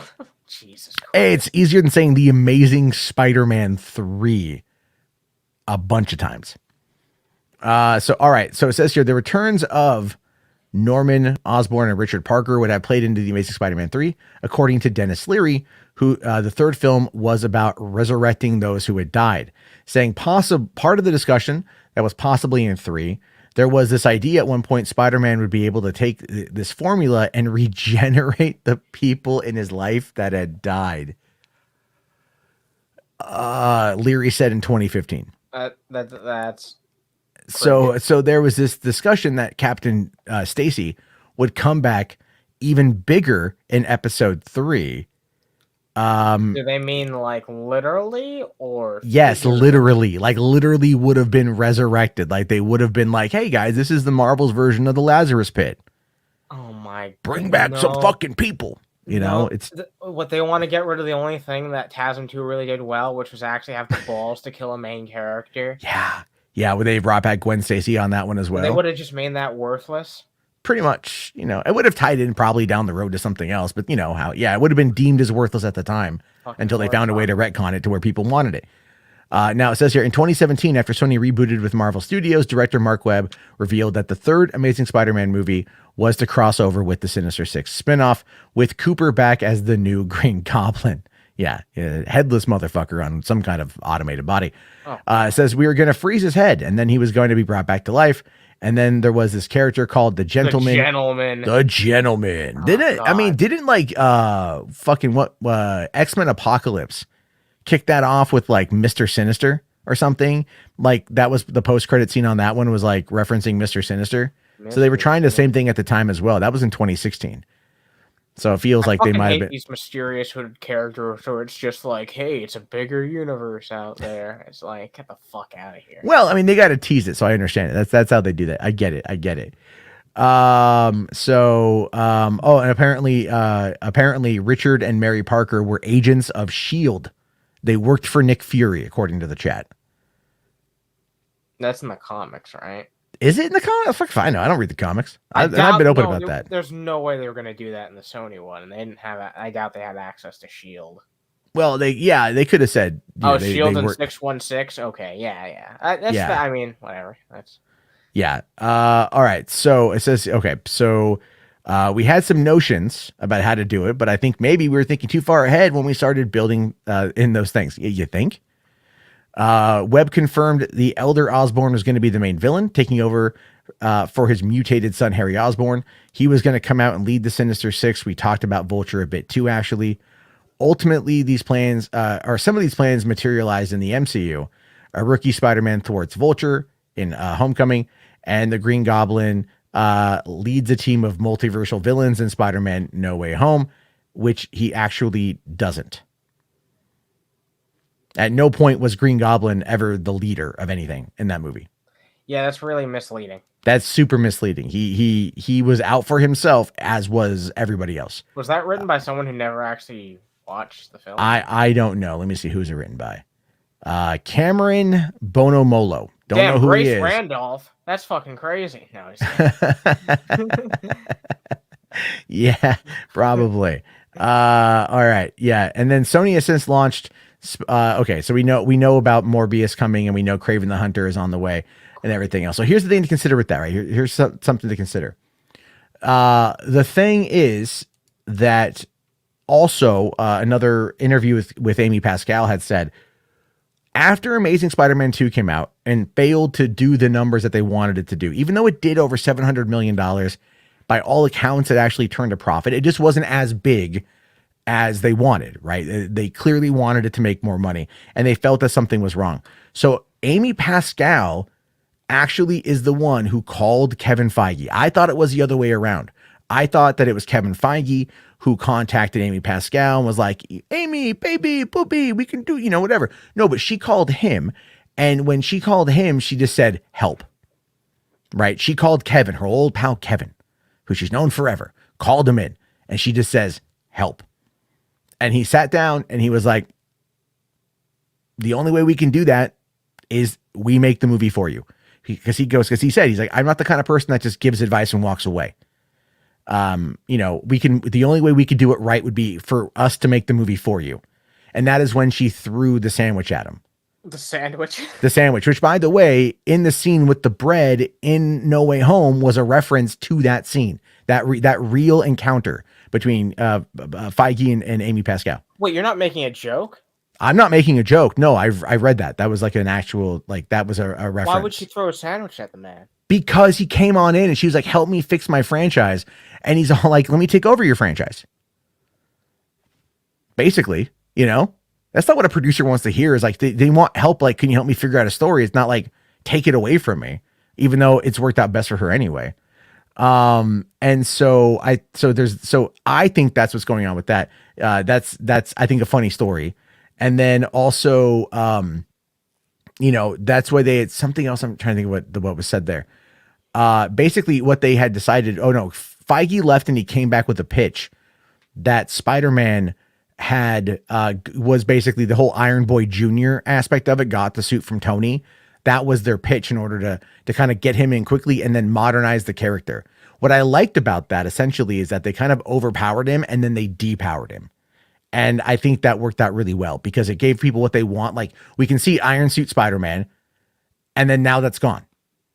And then now he's back to regular Spider-Man. So we've gotten the OP Spider-Man, and now as he's becoming an adult, we're getting the down to earth, I have to do everything myself sort of Spider-Man that everybody out there really, really, really wants. And hopefully we'll get to see him build himself up by his own merit and Yeah. Oh, absolutely, absolutely. I think it's going to happen here. But so to give us a little bit more insight on that one, to give us a bit of background information from the latest recipient of the Fandom Awards Best Scooper, beating out Doomcock, Mr. Mikey Sutton. I took great joy in beating Doomcock, but Oh, I heard I had seen that. Did you see the tweet from Casey Walsh about that? No, what did he say? I saw him in the chat though. I was just like, yeah. He was. Didn't take it too well. He wasn't well because. Yeah, no, he definitely was not too happy about that. Let me see if I can find it here because he was trying to get Daniel RPK to win, and he might have actually. Oh, I think he deleted it. He actually deleted it. Yeah, because what it was is he was all like, "Vote for Daniel RPK against Mikey Sutton's rigged award." And I think because he was in the chat saying like, "Is this a joke?" Blah blah blah. Yeah. And I'm just looking to see if I can find it on here. No, he deleted it. Yeah, he deleted it. Well, what's funny? I didn't even see the poll until like a day ago. It's everybody was like basically messaging Max going like, just take me the fuck out of it. Just please don't make me part of this. Max called me after it was over and he's just like, so many people are mad at me. I'm like, dude, it's over. Just be happy it's over. Just be glad that we are where we find ourselves. That is done. And we're good on that one. Real quick though, before we dive into everything, there have been a few super chats I do want to quickly get to. Because I don't want to leave people hanging here. Shrek is Daddy for $2. Thank you, buddy. Says President Winnie G Poo is losing his grip. Hopefully, free Taiwan, 100%. So look, I really want to go to China. I would love to go to China and see what China's like. It looks like a beautiful country, but I'm not going to sit there and act like they don't do some effed up humanitarian crisis shit. And I'd love to see him come face to face with a walking, Winnie the Pooh, just like stare into his beady little eyes, and then watch him judge your soul. And then also Shrek is Daddy for another $5, buddy. Thank you. Says I'm upset because I was expecting Goblin to say to Tom, "Be a son to me," and then Tom would respond with, "I had a father. His name was Tony Stark." That people would have cringed out of their seats. Yeah. I mean, don't get me wrong. I think I would have been like, because like I like their dynamic, but that would have solidified the Iron Boy Jr. shit. Yeah, I'm glad they didn't do that. I really am glad they didn't do that. But we might find out down the road that was maybe part of the script at one point. Maybe. And then also H Barts here says Kingpin size Captain Stacy. Okay. Thank you, H Barts. I don't quite know what that means. Love the Abby. Love the handlebar mustache. For Willem Dafoe. Willem Dafoe and the handlebar. Okay. And then also H Barts here says, has Mikey seen that My Time to Shine is bashing him for no reason? Yeah. Have you seen that at all? I've heard, and I'm hearing a rumor that this person is somehow attached to White Cast. I mean, it's kind of weird on that one, where I don't know specifically what's going on, but like, I've just noticed that like there's been a lot of people kind of attacking you, and I mean, Okay, so here we go. I'll bring this one up because it's funny and everything. All right. Wow, people are attacking a guy with opinions? You don't say. Well, it is the internet. This is kind of how it goes. I mean, I did a 3-hour stream last night tearing into chuds, who have really terrible opinions and also a lot of misinformation. But my time to shine here, it says, I see Geekosity Mag still trying to fool people, so watch out. They know nothing. They are the worst source on the internet, which makes no sense. Have you seen Spider-Man No Way Home lately? It's like my greatest hits of scoops in that film. Yeah. I've seen that. I mean, there's some people here that are just like, here we go, but which ones were wrong? And, yeah. Here we go. This guy here says his report about No Way Home has been accurate, though. I also follow him. I don't see why you should be putting him down. It's understandable. It's understandable how leakers don't always get it right. That even applies to you. And then somebody here was like, I don't know, talking some shit. Someone named Cole Pasadena, who clearly has me blocked. Don't know who they are, but I'm blocked. Don't know. Never interacted with them. A lot. Oh, by the way, that person's name was RJ. I don't know if you noticed that. Yeah. Really? Yep. RJ, right is there something you need to tell us? Yeah, RJ. I know who you are, right?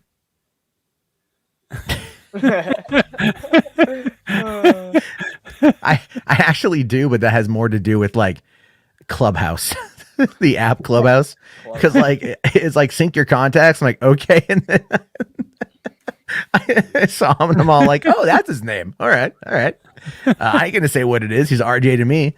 And so yeah. Anyway, I don't know what the hell. They just this person here for some reason really likes to give you a hard time. I see a lot of people coming after you, Mikey, and of course they would, yeah. Especially now in regards to everything.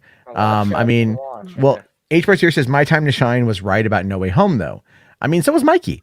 So it's like, I mean, this isn't. Look, Mikey, you know how I generally feel about scooping. It's not my game. Yeah, I cover it a little bit. Star Wars stuff predominantly because that's my jam. But I don't look at this kind of stuff and go I don't see why everybody has to make it that big of a deal. The ones who do it for profit, the ones who have it behind paywalls and they use it for clout or whatever, those are the ones who usually come out and attack Mikey. Mikey, aren't I the one who told you to give it all away for free? Yeah, you're the one. Yeah, I was all he was all like, oh, who should I give scoops to? And I'm like, fucking everybody, dude. If they got smaller channel, give them the scoops. Yep, I gave it to you. You had some big ones, man. Big ones. Yeah, well, that's because I gave you the good idea, but I still was save the big ones for me because I'm playing a game too here, sir. But it is like that though. I was telling Mikey, I might give them away to people and just let them, let them see for themselves and stuff, and and let some smaller people get a little bit of love out there, which I don't think we do a lot to these smaller channels. It's probably because they see the amount of views that we're getting. I mean, it's public. It's on similar web.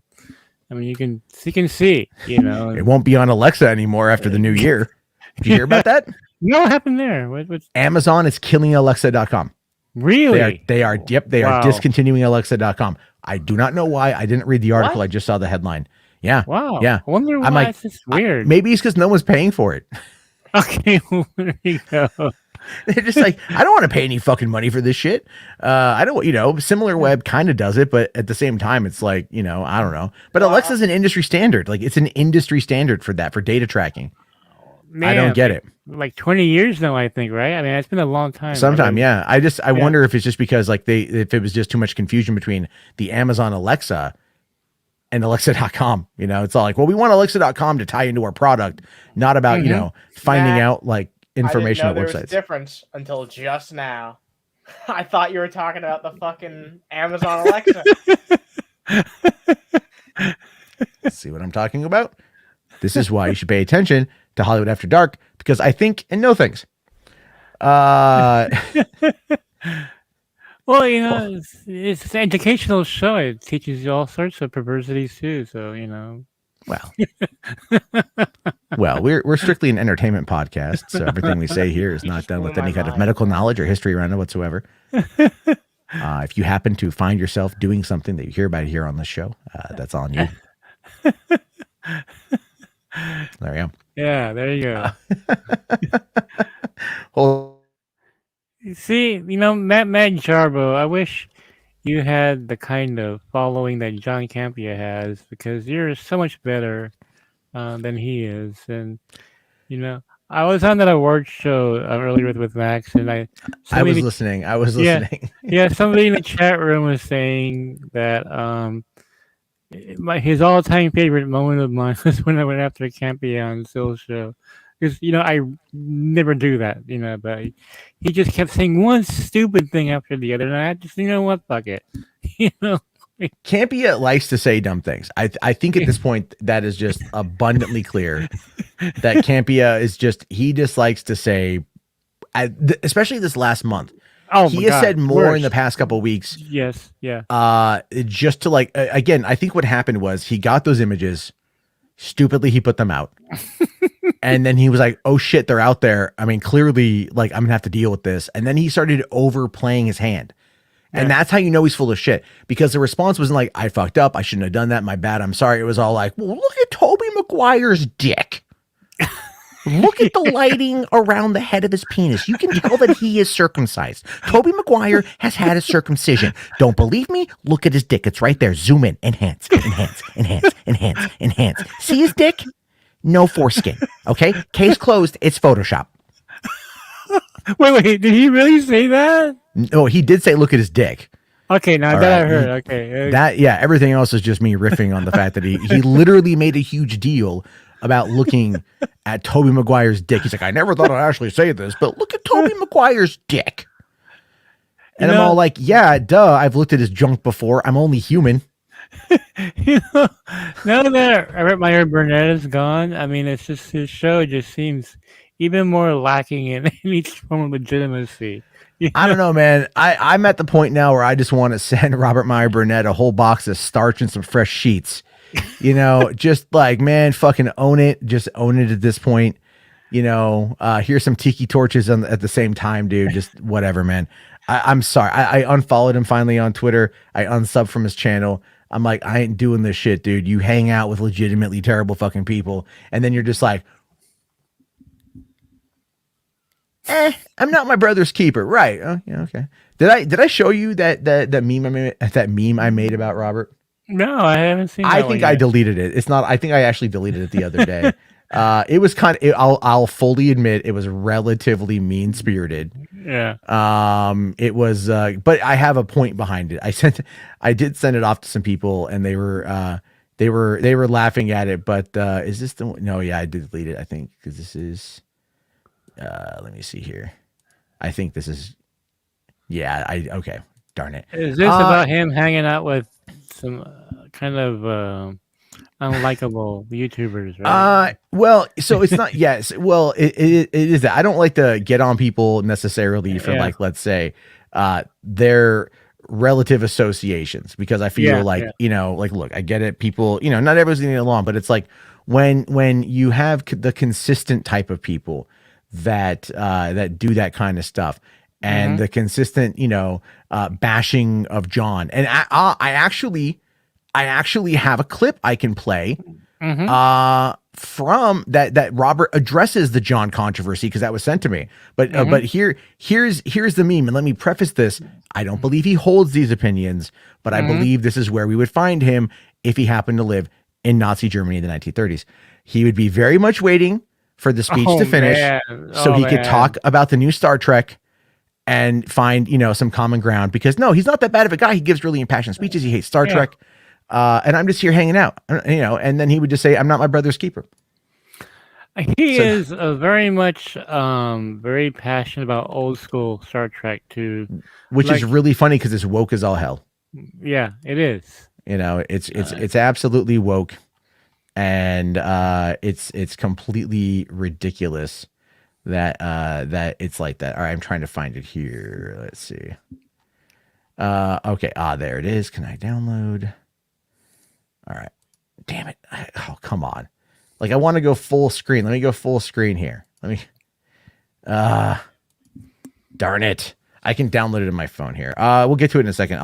What it effectively is just a video of of Robert Meyer Burnett answering a question from Benson, who is he's in the chat all the time. People here know Benson. He's a bit of a shit stirrer and everything else, which I think is a kind of a fair way to kind of describe him to an extent. But he's a nice guy. There, yeah. Can I just download? I thought I could download this shit. Oh my god. I hate the fact that it doesn't let me. All right. Well, I can't download it, goddamn, but it's a video clip. It's just basically Robert Meyer Burnett. Can I open this with a new thing here? All right. I don't want to. Oh, hold on. There I can. Okay, cool. All right. I could actually just save it right from the damn page. Like a moron. All right. So this is the clip here. Benson's sent in a super chat and says, Rob, do you think Campia should apologize for spoiling the movie with those photos he published and watermarked? I think he should show some humility. Well, I haven't watched. I mean, I didn't watch. I would tend to I think that John, he got in a bit of hot water because of that. But I mean, I think that doing something like that by watermarking them, it was he knew what he was doing. But yeah, I would not I would have chosen not to publish those pictures, whether they were real or not. But they were, and by watermarking them, I agree. I don't know about apologizing because I think that I mean he might have had a legit reason for thinking that, but it was. I just would have opted not to show them just in case. So, yeah. But I haven't been watching his show much, so I don't know if he has apologized or not. I mean, I would assume because you're asking me that he hasn't. But I know he felt he was in a little bit of hot water there.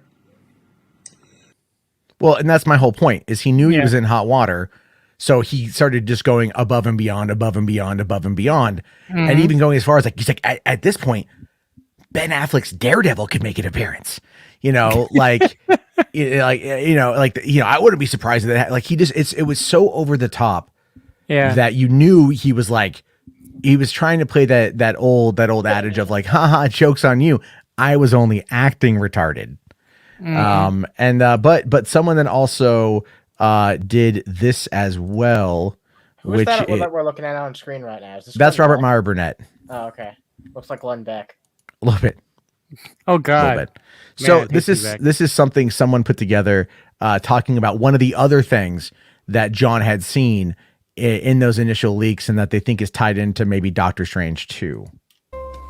And all I said was, there's somebody in a mocap suit. Oh yeah. And you're never going to guess it. I said, there's somebody in a mocap suit and you're never going to guess it. That's right. So I was watching the movie and I'm like, it never came. Okay. And Rob and I, after the movie were done, we're like, because I've shown it to Rob, and we're like, you know what this means? Oh no. Whoever sent me that is not just on the set, was not just on the set of this movie. They're on the set of other MCU projects. Because Rob and I looked at each other after the movie and was like, that means that picture was from something else that hasn't come out yet. So, there's some. but looking at what Robert just said, and that was literally just from the other day. Benson sent me that on Friday, so that would have been on Friday, and this would have probably been on Friday morning, perhaps, right? So that this particular clip came in from. Really kind of weird, don't you think? Where John is saying, "Well, Robert and I saw the movie." And they would have definitely seen it before Friday. And they're looking at the image. And then on this one, Robert's like, well, I wouldn't have published those images, but They're not going to bring back. They're not going to bring back Ben Affleck's Daredevil. I'm sorry. This is just no. They're not going to bring. Obviously not. But the idea here, effectively is that it's something along those lines. Is like that. It's like he's trying to play it up like, well, this. And everything else. I don't know. We maybe we'll never find out exactly what it means. Well, there's some weird, suspicious things he's been saying lately. Not sure if you caught it, or if anybody took a. You'll have to be more specific. Yeah, Well, I have okay, not yeah. been paying attention. No, To be fair. but yeah, I'll spill what it is.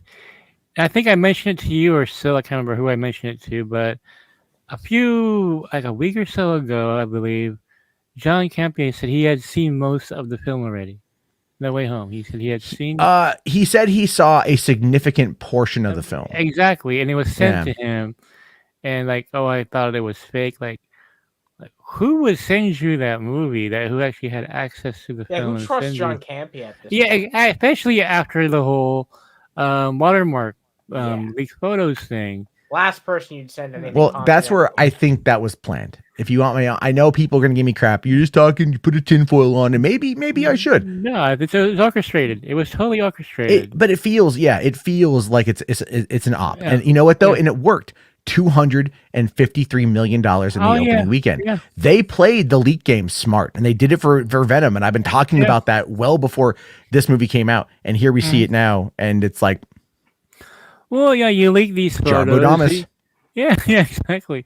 You leak all these photos, and you create this guessing game. Is it real? Is it fake? And so you're curious, and you know, it creates all this publicity, free publicity. We all talked about it over and over again. My site did. All these YouTube channels did leak photos of Andrew Garfield. Is it real? I mean, yeah, it's free publicity. I think it's entirely possible, though, that the watermark was maybe a step too far. It was. It's possible that they were probably sent it to him so he would publish it. Yeah, and then but the fact that he watermarked it was probably just like, are you stupid, John? Like, what are you doing? Yeah. And then he's like, Ben Affleck's Daredevil, guys. I that could happen in Multiverse of Madness. I don't even know anymore. Like let me just shave my head live on stream, run around like I'm Britney Spears from 2006, and then just end up in a mental institution for a couple of days while he kind of calms down. I mean, that would have been probably more appropriate than what's going on. And this constant argument that Sony's going to take it all back and they're not going to work with Marvel Studios anymore. Like, are you serious? After making $500 million globally this weekend, that makes no sense, And thing is, John is still doubling down on what he said years ago, where he said that Sony won't do during Spider-Gate. He said, "Okay, it's dead. It's dead." And instead of taking the L, he's still trying to double down on it. He won't admit that he made a mistake. I feel like a lot of these guys won't. I feel like a lot of them won't.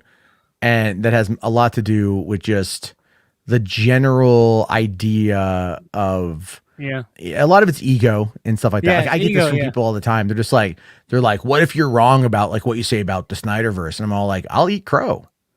Yeah. I don't got a problem with it. I'll go out back, I'll shoot a crow, I'll cook it, and then I'll eat it on camera and be like, I was wrong and I'm happy now, but this crow tastes like shit. Yeah, you changed your opinion on a sequel to like TASM because you saw a movie that changed your opinion on it, right? I saw something that made it look like there was competency. Yeah. I don't have that. I don't have that with fucking with DC. I just don't. I'm sorry. Like, you know what? Am I excited for the properties? Yeah, but they kind of feel like they're loosely connected. And to me, that's like, all right, like that's not what I personally want to get hyped over. Like I'm not looking because we've lived through this with Marvel, and that's the whole thing with Agents of S.H.I.E.L.D. and Agent Carter and the Daredevil show and all the Netflix stuff. Having it be like just right there on the edge, right there on the precipice, but still not 100% being connected. Yeah. It wore on the audience because the audience is like, this is what we want. And then the studio, for whatever reason, obviously I believe it was Feige versus Perlmutter, but like through all of that, they still were just like very cagey about it. And it just tired out and exhausted the audience. DC is doing the exact same thing. Well, it's all the multiverse. It's all connected. It's like, shut up, man. We don't want that. We don't want it like that. We want it together. We want it to be, what the fuck? What the $20. Oh, man. Do I want to hear this, though?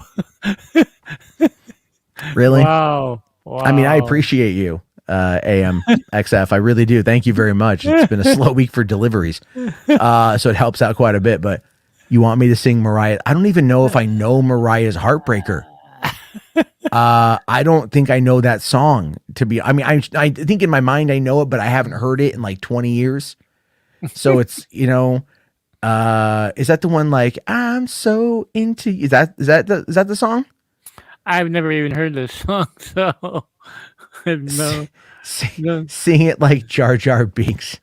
Oh my I don't God. know the song. Here we go. Yeah, donate $100 and I will. Yeah. Wait a minute. What are you, Jarbo's pimp? You can't decide that. Well, I mean, if he's throwing out a higher number, I'm not going to complain here. Shh. I don't know what Heartbreaker is. I don't want to be honest. Can I do another song of my choosing? Like, can I do like what's that Red Hot Chili Pepper song? Like, it was like doo-doo, doo-doo, doo, right? That one. Doo-doo, doo-doo, doo, like standing in line. I'll see. That one. Like, I don't remember the names of these songs. Like, I figure I should, but I don't remember the names of these songs. So that was from the Californication album, wasn't it? Yeah. It was Californication album, which is I saw them live when they were touring with that. And that was great. But that kind of, I don't fucking know. I don't. The fuck, dude. I don't know how to answer this one. He says, "Do it." Oh my! All right, hold on. I'm just gonna do like a verse of it. All right, let's see here.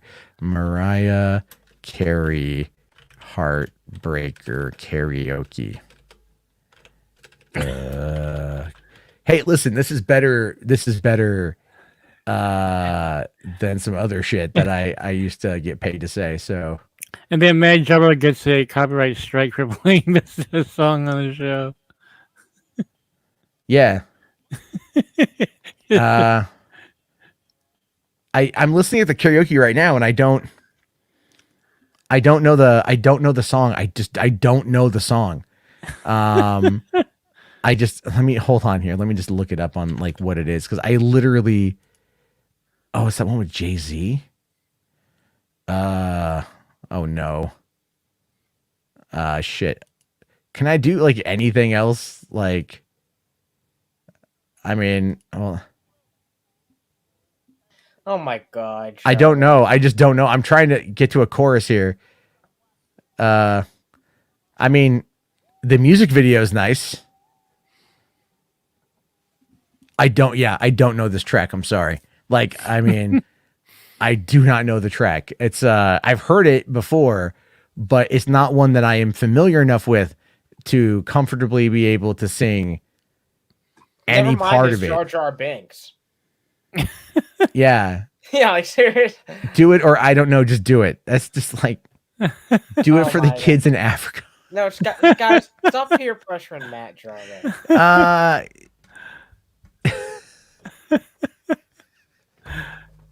The fuck, man.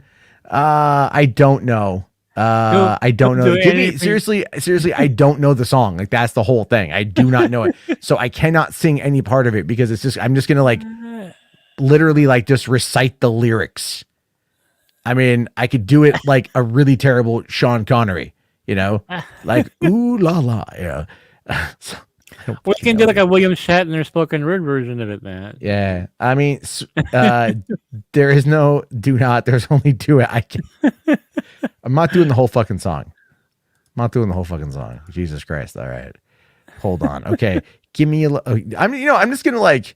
Here's the fucking lyrics. Okay, I don't know what this is. This is from It's from 1999. Have Microsoft Sam sing it. Hold on. Wait, I can kind of do that, by the way. I can do that with my voice. Oh my, no. Okay, fine. Actually do it. All right. Let's see here. Okay, where I got to find the page again. Yeah, all right, let's see here. Okay. Give me your love. Give me your love. You gotta bounce to it like this. You almost got to walk like out of a escape. Boy, your love so good. I don't want to let go. Although I should, I can't leave you alone. 'Cause you're so disarming. I'm caught up in the midst of you. And like... Stop fingering yourself, Matt. And I cannot resist. Boy, if I do, the things you want me to, the way I used to do, would you love me? Hey, baby. Hold me, feeling now, go and break my heart. Ah, Jesus Christ. You might have to give me $20 to listen to that, though. Like a super chat for having to sit through that. Matt. You have to give him credit. He actually did it. He actually did it. So bravo, man. I give him credit, and I both don't give him credit for doing it. Yeah, but I did it on camera. All right, like I did it on camera, so it's a little bit different. Yeah, May have been like some of the weirdest YouTube minutes I've ever seen. And oh baby, give it to me.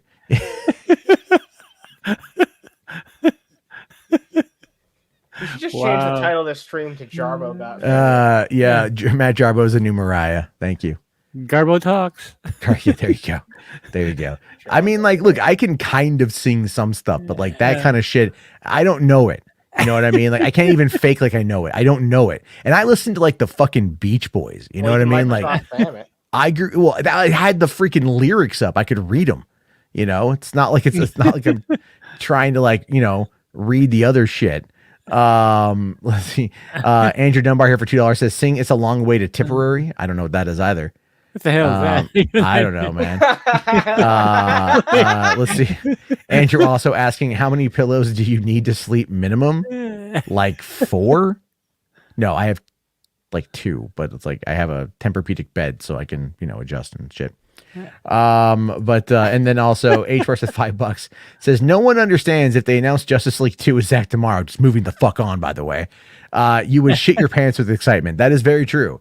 I'd be very excited to see that. And then I would also be bracing for every conceivable insult to be thrown my way. And I will own it. I'll own it. I'll make that mistake. I'm like, you know what? I was wrong. Bring on Justice League 2. Fuck it. Matt, I'll probably get as many messages as you do if that happens. Oh. Just saying. I don't know, buddy. And about you. Oh, about me, 100%. Yeah, exactly. I'm sure there are DMs said about me all the time. I'm sure there are. This is what you get for trusting Matt Jarbo. Yeah. He was saying it's all never going to happen, but here it's going to happen. What's he going to say now? Congratulations. We all get to see Batman get a reach around from the Joker.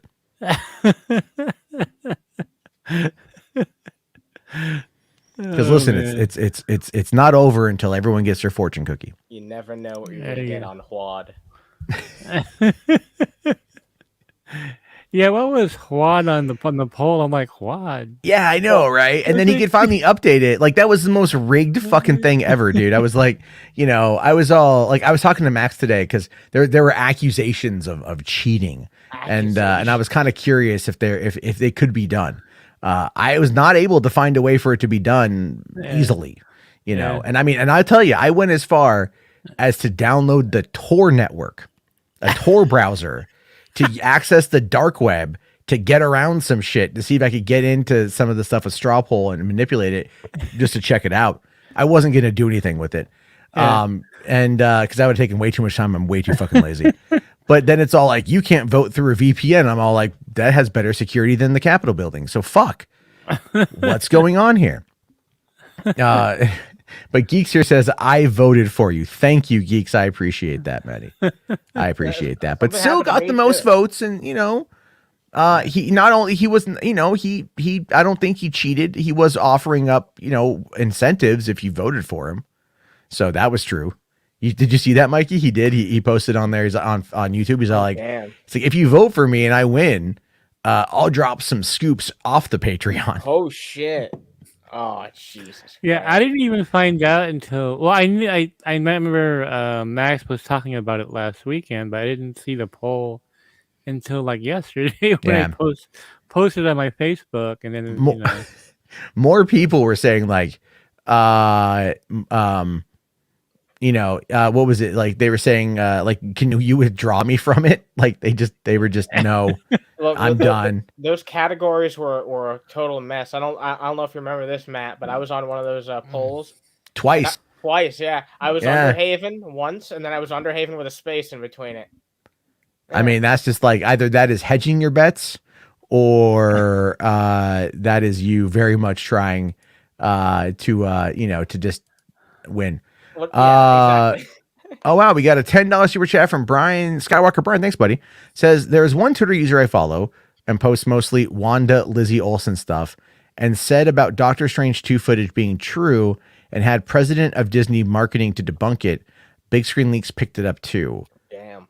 Do you know anything about that, Mikey? You heard it? I mean, I don't know what. I'll look at Big Screen Leaks real quick. Yeah, it's hard to tell these days, like what exactly is going on with like all that shit, because you just never really know. But Big Screen Leaks actually just got done watching The Matrix Resurrections and gave it a 9.5 out of 10. And I am very excited to watch The Matrix. Oh no, sorry. He watched The Matrix, not The Resurrections. I got it wrong. And it's like, it still holds up. How is that going to do? That next weekend, right? The Matrix. It comes out on Tuesday. So it's like, it comes out on Wednesday. So on Tuesday night, I will be going to the theater to go see it. You like imagine right if Matt ran for president and like the ballot just said Huad on there. I'd probably have a better shot than running under my real name. Wow. They'll be like Jarbo. Wait, that's the puppet guy or the flagging guy? Or the skeptic radio guy in Dreamwalker comic. Yeah. So that's gonna be my breakout into the industry. I told Mikey because for those of you who don't know, Mikey's doing a comic book, and I'm in it.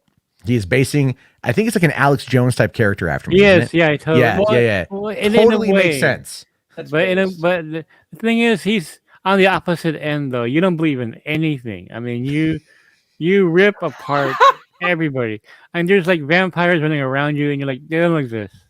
Like you'll find some scientific way to debunk who they are. Like it's all a fraud, Yeah. And that was the irony of it all. Is I wanted to make you an Alex Jones character on the opposite end. What if instead of believing or creating conspiracy theories, you're on the opposite? You debunk everything, even stuff that's actually real. You're debunking, and so you're on the extreme other end. Stuff that's real. It's all like fuck science. Debunked. And so, there's like a lot of supernatural things going around you, and you're trying to find scientific explanations to say, no, that's not what you're really seeing. Yeah. But this guy is real loudmouth, and you piss off some people, and obviously, which you do now already. But there's a bumper sticker that's going to appear in issue 2, which is coming up in March, and that bumper sticker will say "Prove Garbo wrong," and it's going to be like a running gag until they finally see who this Garbo is. I know people like, you called me Garbo. You could have just called me Jarbo. It would have been funnier. Garbo Talks. That's why I was like, that movie Garbo Talks. So I was like, I think it was Greta Garbo was supposed to be based on, right, or something like that. Oh, is there a movie? I have no idea. Yeah, no, it's called Garbo Talks. Yeah, and I figured, you know what? I'll just call him Garbo Talks. It's a 1984 film. Wow. Yeah, Garbo Talks. Okay, so it's a comedy. So I call it TOX since, like, instead of talk with TOX. And then so I'm going to have this cover where there's a Garbo Talks poster and somebody spray painting IC after your name, so Garbo Toxic. Garbo Toxic. So I thought I could really play on that name there. Nice job. But I told Mikey that if it ever finds its way into the live action realm, I get to play myself. Well, yeah, I can't say anything right now, but anyway, it's gonna get interesting. As long as you're not too old. To rant on the internet, you can never be too old. No, you can never be too old. Yeah, I'll be all like, you got to. I'll work on it too. I'll go full on, jowl shaking. You know. I'm not saying by the way, that came across wrong. I'm not saying you're too old to do it now, but like, no, I know. You know, who knows when that could happen. There's something about bitter old men that have a certain gravitas to them, right? Like, yeah, right? Just yeah, sure, but I'm not really that bitter. I'm not really that old. I question things and I ask questions. That's it. That's all I do. I tell you, man, if when your hair goes gray, you're gonna have even more like authority. You kidding me? Look at this right here. Look at this. Yeah. Look at this. All right, like it's just. I mean, it's coming through. Like it just looks like old age is slowly creeping up on my face because it's just all underneath this. You've got frosted tips. I got and it's. I mean, my hair too. My God, man, it's like I look in the mirror and I'm just like, holy shit, where'd the brown grow? You know, I'm only 39 for crying out loud, and then it's like, but my grandfather went gray really early. You know, and I so I'm wondering if I get that from him, but it's like, you know, and I'm letting the beard grow out a little bit too, and it's like. I'm just looking at like, should I dye this thing? Should I, you know, like, I think, but I see, here's the thing. Cause my girlfriend suggested, she's like, why don't you dye your beard? And I'm like, if I dye my beard, that's an admission of defeat in my mind. If I dye my beard, it's an admission of defeat. Yeah. You know, cause you're just like, at this point, you're like, really, can you not handle the gray on your face? Or you're that self-conscious? And it's like, no, maybe. You know, I think it looks good, Jarbo. I think it looks fucking good. There you go. Thank you. I appreciate that. Eventually, all the ladies will come around as well. There will be Matt Jarbo fan group on Facebook, full of middle-aged wine moms who fall asleep high on Adderall and listening to true crime podcasts, and they'll be like, "Man, that guy really knows his stuff."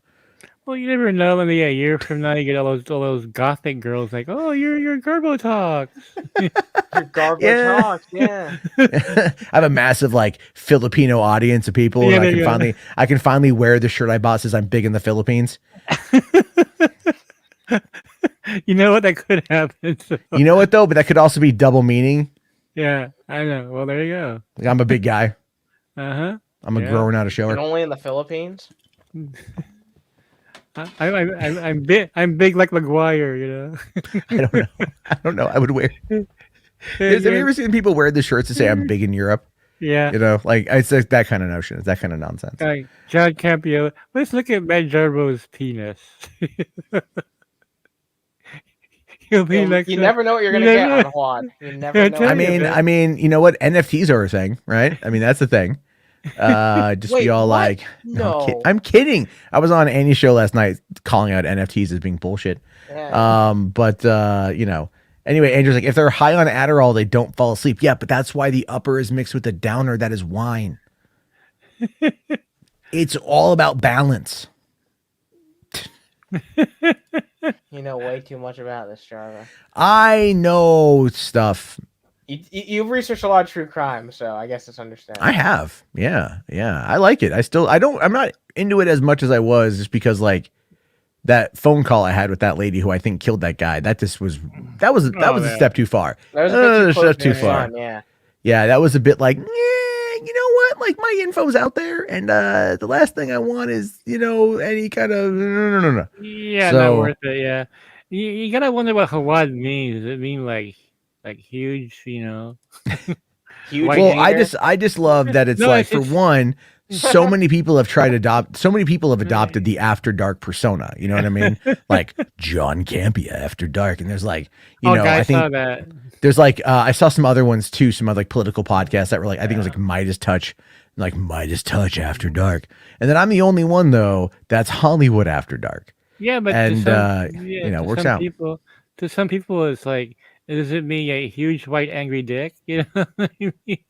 You just gotta I don't know. I pissed off some people on Twitter the other day, and they saw that in my profile, and they're like, Hollywood After Dark, what are you, some kind of fucking pedo?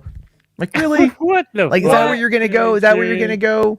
Like, that's what, because that's like the go-to insult for all this shit anyways. It's ridiculous.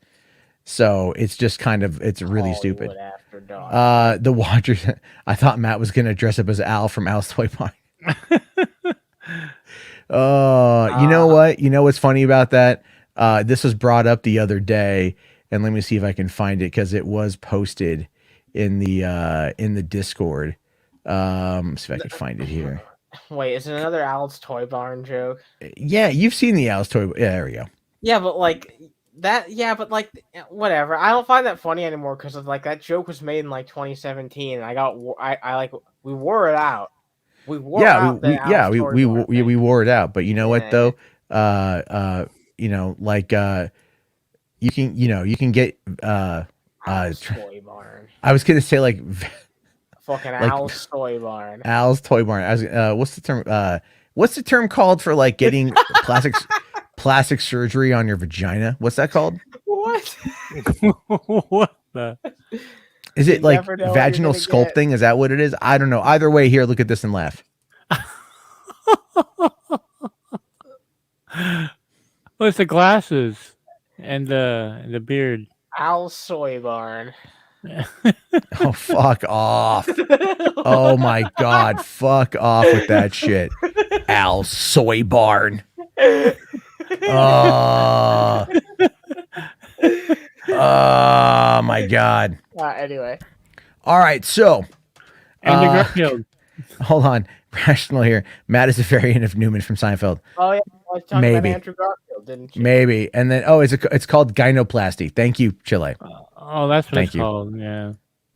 And then also Chile was asking here an update on the scoop of Daisy Quake in the MCU. You know anything about that, Mikey? She's coming back. I still think she's in Secret Invasion, which is what I heard about a year ago. I still think she's in there. Especially now with all this multiverse stuff they're doing and bringing people back. It's just so consistent. And I mentioned I was kind of teasing Finn Jones earlier in the Yeah. You were talking about that a little bit. So fill me in then. So fill us in about that. So what do you know about this? Well, I guess what do you know about Finn Jones? Well, I was talking to one of my sources, and I just we were discussing the whole Defenders coming back with the Vincent D'Onofrio and all the stuff that I scooped on your show, actually, 2019. And I said, I guess the only odd person out is Ben Jones. I said he's completely gone, and he said, "Don't count on that." Like, and I thought I said, "You're kidding, right?" I mean, I've heard from so many people over the years, there's no way that he's coming back. Because don't count on that, because with the right showrunner and given more time to prepare, there might be potential there. I wouldn't exactly rule him out. Yeah, interesting. But I've been seeing in the last week there's been a lot of Finn Jones love. There has that was noticeably absent leading up to the last week, but all of a sudden there's like this nostalgia for like, hey, remember the Game of Thrones guy? Where the fuck has he been? Let's get him back, And then, but I've also been very upfront about my take on that. How I want him to come back, and same with Mike Coulter and Rosario Dawson and everything as the night nurse. So I mean, I don't expect it to happen, but it'd be nice. It'd be cool to see that happen. I heard, Matt, this next episode of Hawkeye, and Spider-Man's not in it, so I know there was a speculation. I know. It would have been fun. It would have been fun, but it would have been the shit. Yeah, it would have been like, oh, Falcon Winter Soldier gave us a new captain. This motherfucker's got Spider-Man in his shit, dude. Yeah. So I heard that this episode of Hawkeye, we will get the final answer if the Netflix shows were really in continuity or not. Now, what do you think? You think they're in continuity or they're not in continuity? I don't think they are, and that's what I had been hearing before. I heard that. Well, the main reason that Feige didn't work on them, that's a big thing. But another reason was that Disney doesn't want to help the competition. I mean, if you want to see the past continuity, you have to go to Netflix to watch it. Well, you dropped a scoop a while back though about Disney trying to get back the show rights. Yeah, they were. Yeah, but I don't know if Netflix... I don't. Yeah, with Spider-Man having Matt Murdock in it, the Netflix series has been trending, not in the top 10, but it's trending. So that's going to show the impact value of having it on there, and they're not going to want to get rid of that. That's very Yeah. true. Yeah. Oh, that's So- a predicament, isn't it? Yeah. They should have, honest to God, they should have been like by now should have had them. You know, it's been 3 years since they aired. I know there's a cool off period. They should have already gotten the rights back and put that on FX or put it on Hulu or something. Yeah. And you know, now here's a question. Sorry. I've been wanting to ask this too. Why does Doctor Strange still have the Eye of Agamotto? Do we know the answer to that? Because he was wearing it in No Way Home, and that caught me by surprise. And he had it in the Doctor Strange 2 trailer. So if there's no longer the Mind Stone, then why does he still have the eye? Sorry, thank you. The Time Stone. Why does he still have the eye? Yeah, I don't have the answer to that. I It mean, could just be a vessel. Hold on. Music Man asks, is Charlie Cox coming in as Daredevil, not just Matt Murdock? Oh yes. Yeah, he is. I mean, if you don't look at that brick scene from No Way Home and go, he back, you know. Yeah, I heard that he puts on the costume in the Echo show is when he puts on the costume. So you're gonna see Matt Murdock again in She-Hulk. Okay. I'm not too sure how I feel about the Echo show, to be honest with you. I don't feel like I don't mind the character. I know a lot of people out there aren't really big on the character. She's going to grow into the role, obviously. Mm-hmm.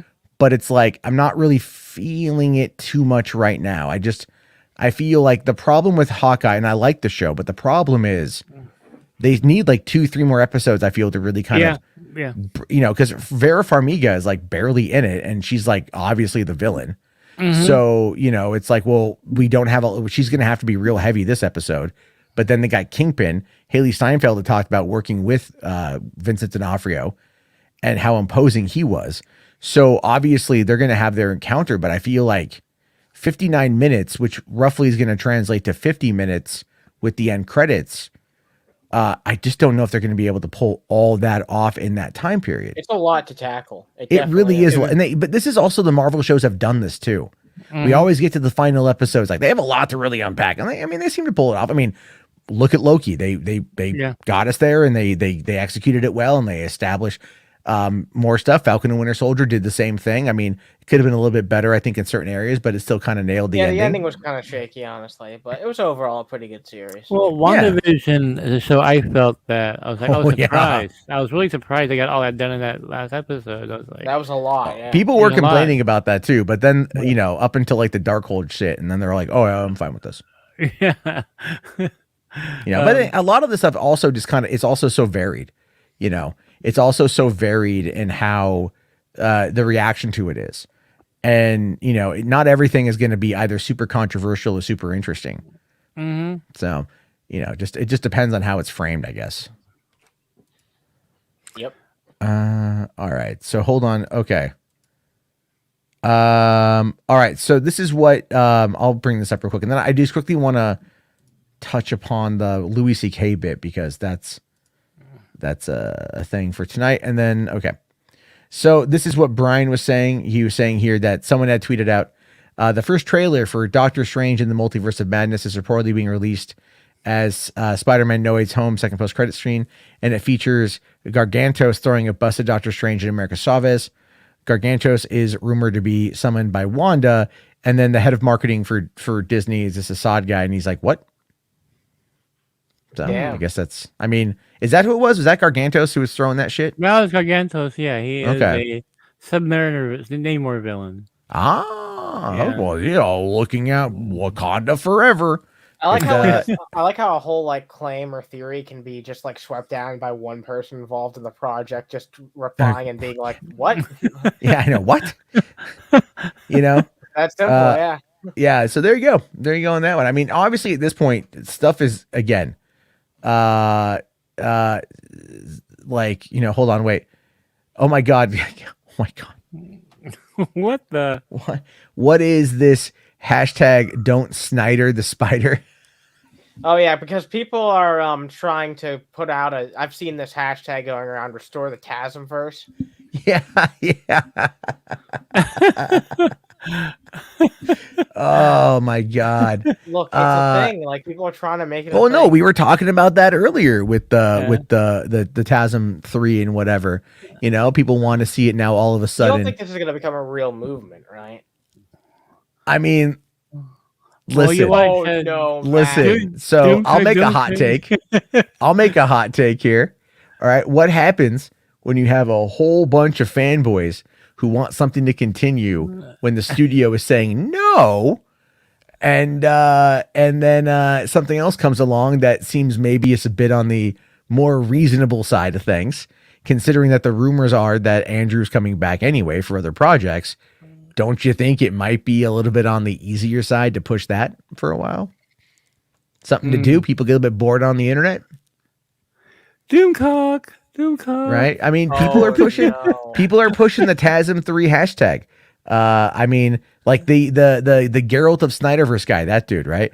He was out there. I saw a tweet from him and he's all like, "We want TASM 3 and get ready. We're going to do a worldwide hashtag push." You know, and they're ramping it up again because they know that the Snyderverse is gone. They know that it's not coming back in this capacity, and they are now looking for the next thing that they can push in hopes that it gets made. And honestly, Amazing Spider-Man 3 probably will get something kind of like it. My take, at least. Yeah, I actually agree with that. Yeah, I do. Thank you. Yeah. I mean, there is. I love Andrew Garfield in No Way Home. Actually, just was really amazed by him. Just the writing was so good in that film, and that's really a large part of it for me. And his acting was sensational. I think he's always been the best actor of all three Spider-Man, honestly. Well, I loved him in Social Network. I thought that was a really great film, and I thought he was brilliant in there. And then wasn't he nominated for best actor for Hacksaw Ridge? Yeah, he was. Yeah, he got nomination for that. He's just an all-around great actor, and he's really talented. Yeah, I just felt that he was kind of given a bad hand with his Spider-Man films, like especially the second one. I think could have been so much better. I think he tried to put too much into that movie, but and it just like that was it for him. I mean, and it's kind of a redemption arc, not only for his character but for Andrew Garfield as Spider-Man. You know, it's like wow, he was really good. You know, we want to see more of that guy. Yeah, I think that's what they wanted. They wanted to leave you wanting more. Yeah. Yep.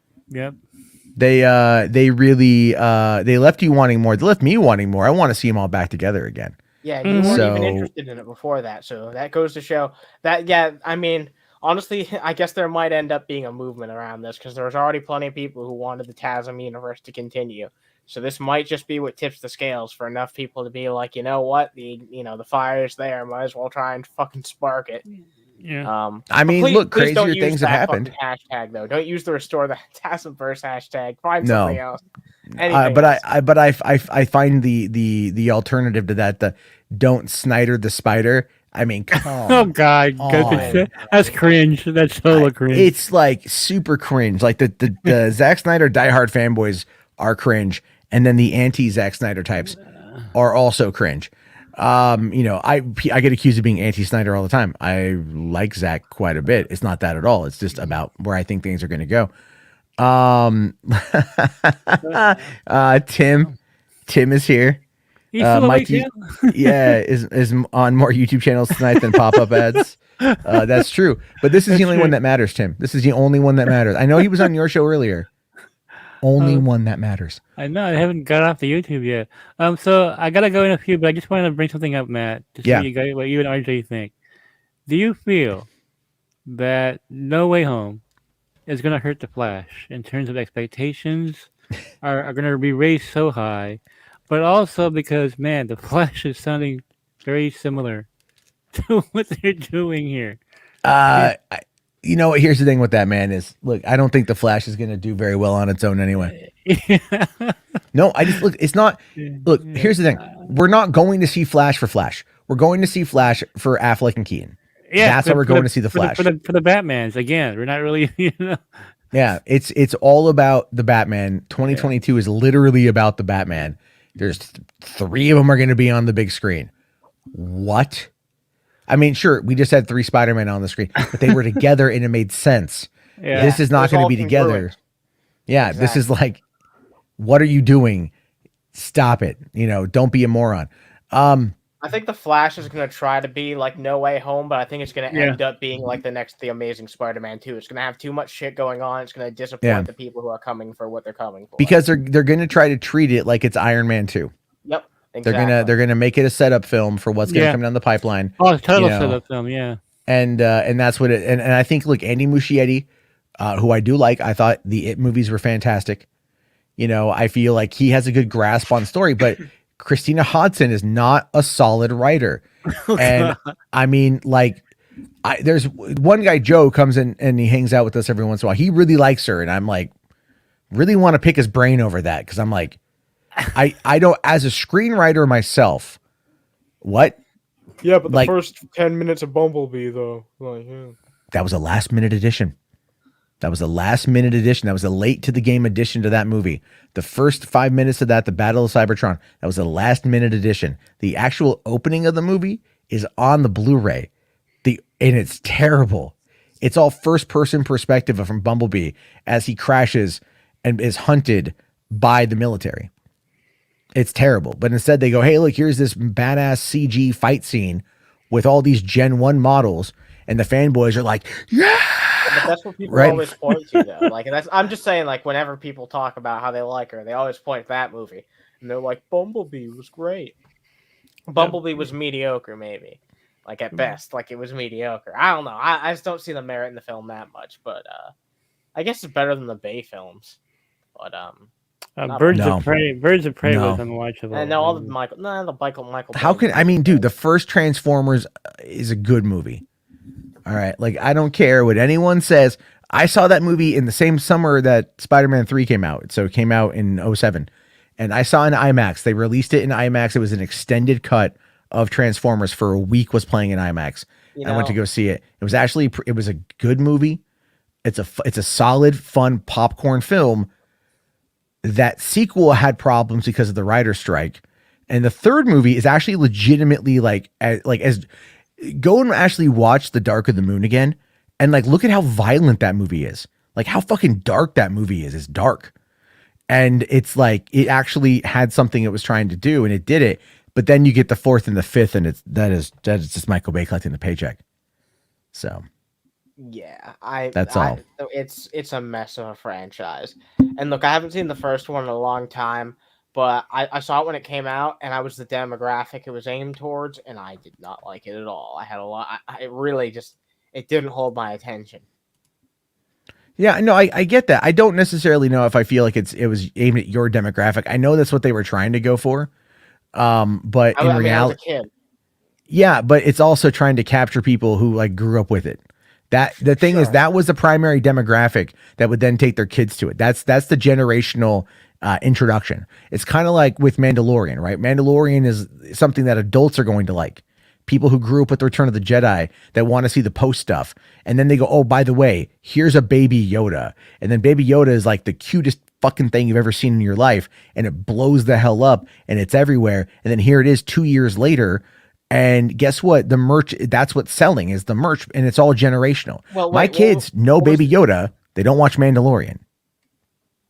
Well, what was the fucking equivalent to like Baby Yoda supposed to be in the Transformers movie? The fucking Transformers that fucking pissed out oil? What did John Campea refer to them as? I don't know.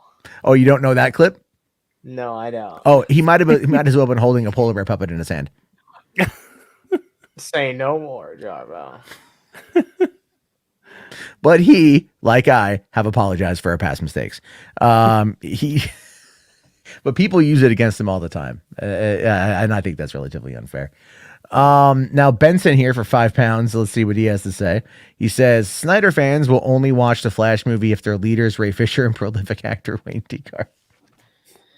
Tell them they can. It's gonna bomb out, dude. I just wonder what the reactions are gonna be after. All right, look, I've had enough discussion of fucking DC movies for 2021. So it's almost over. 12 days. Yeah, 12 all I'm days. asking for is 12 days, guys. Like 12 days of no DC talk. I gotta get going, Matt. But thanks for joining, man. All right, man. Thanks for coming on, Mikey. Really appreciate it, dude. Always fun, buddy. Always fun. All right, I'll see you guys later. All right, get some sleep. Well, no, you're up for a while longer, but go do your Okay. thing. Yep, All right. I got it. I'll see you, buddy. See ya. All right. Well, Mikey is kind of implied about TASM 3 that like Garfield, I think, wants to come back for some stuff.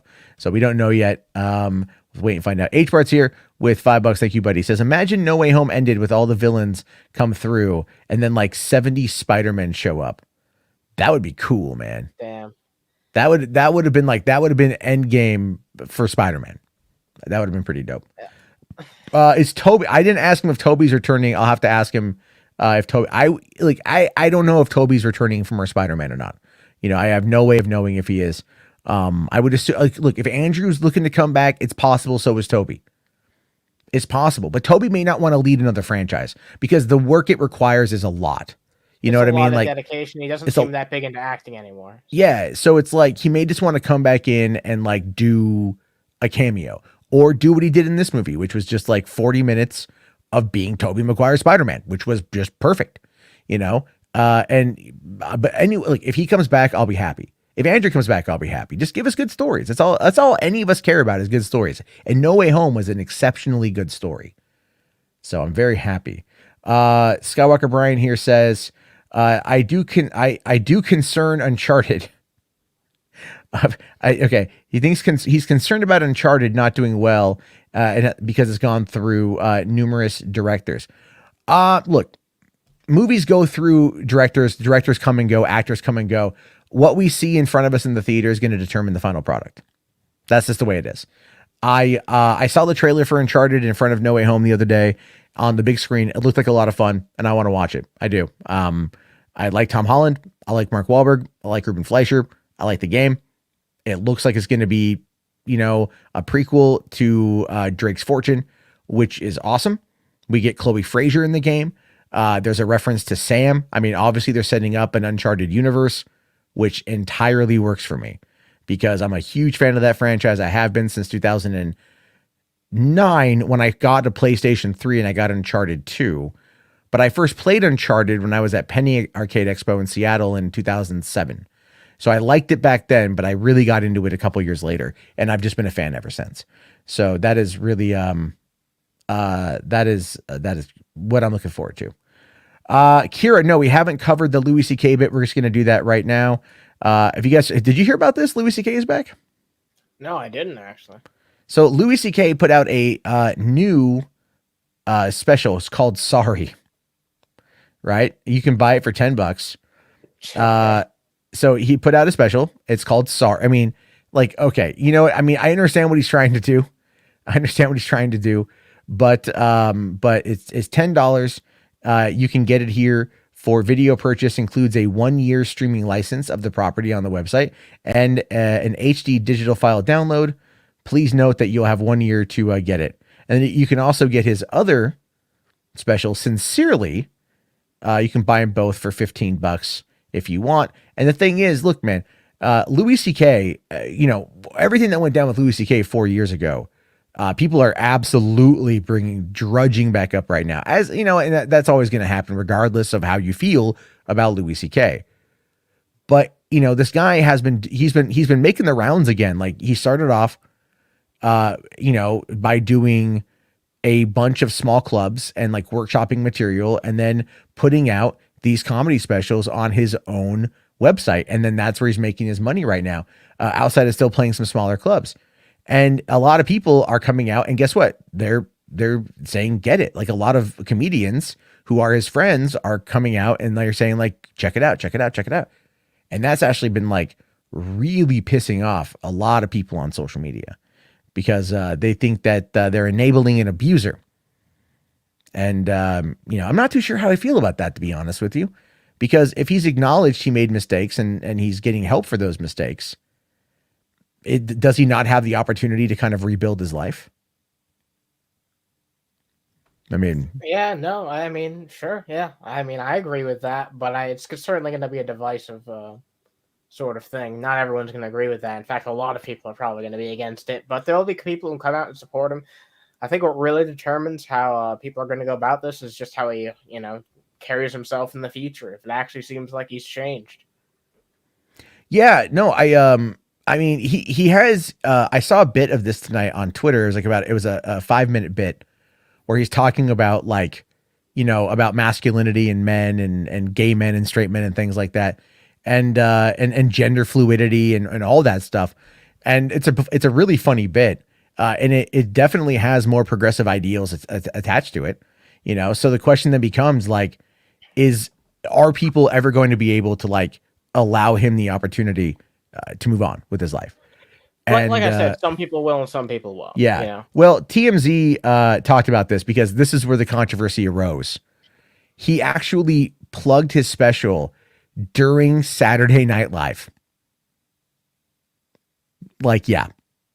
Damn, yeah. He bought an ad buy during Saturday Night Live where he ran, I think it was 30 seconds. It's this clip right here where he's running an ad for his thing. And it it's just holy shit. That is probably one of the best ways to do that is the last SNL of the year. It's got Paul Rudd. It's, NBC is going to take their money. Make no mistake. NBC wants that cash. So they're absolutely going to do it. And it says here, it's unclear where he filmed this or when, but it's no secret the guy's been touring all over the country these past several months.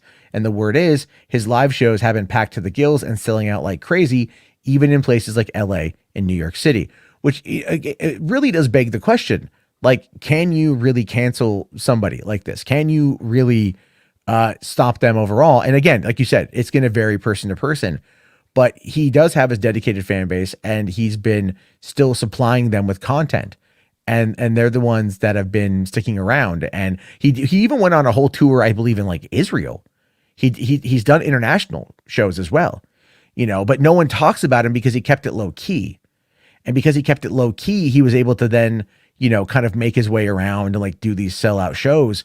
And no one is, really able to stop him, I guess. Now, will he go and go back and host SNL again? Probably not. Will he get another movie? At least not for a long time if it ever happens. Well, I mean, yeah, and it's going to be a long, long time. But you got this person here, Victoria Braunworth, says, so Louis C.K. has a new special out, Sorry, that he's selling online and an ad ran during SNL. For those who forgot, Louis C.K. sexually assaulted a series of women, comedians, then went right back to work and no one blinked. So quit whining about cancel culture because it's a myth. Now, again, my whole thing on cancel culture is it absolutely exists. But it's if you are an affluent person, you are still likely to be an affluent person, provided, you're able to play it smart. If you are a non-public figure, if you're just a private person, you are fucked. There is no coming back from some of this shit, and not to say it should be. In some instances, absolutely not. Anything involving the hurting of children or animals, fuck you, you're gone. But, it's this is the thing, is saying that it's the minimization of what I view as a form of social authoritarianism or social fascism is really funny to me by people who would probably, in protest of the previous administration, consider themselves more anti-fascist than not. And it really does boil down to, and I talked about this last night, which is why I like this image, the horseshoe theory. There it is. There it is. Far right, far left, same fucking thing. But the I guess the Daily Beast talked about this a while back when he did a comeback show at the Madison Square Garden. This is from August of this year. Hold on one sec.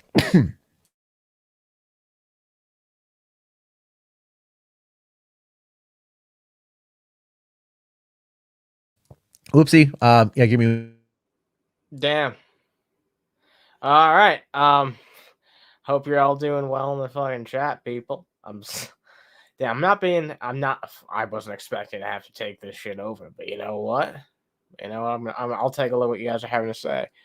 Music Man says, I always ask what is the point of calling out, especially if he's trying to make himself better, an actual taking accountability. Well, look, here's the thing. Like, this is a serious fucking thing that he did. Like, he did some seriously fucked up shit. So I get, especially in this sort of case, why people would be apprehensive to give, someone like him another chance.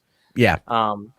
Like, I completely understand that. But I mean, I don't know. It's just about, like, do we really want to just, like, say that because someone did that, like they don't deserve any decency for the rest of their lives ever? I mean, I don't know. It's a hard thing to kind of determine.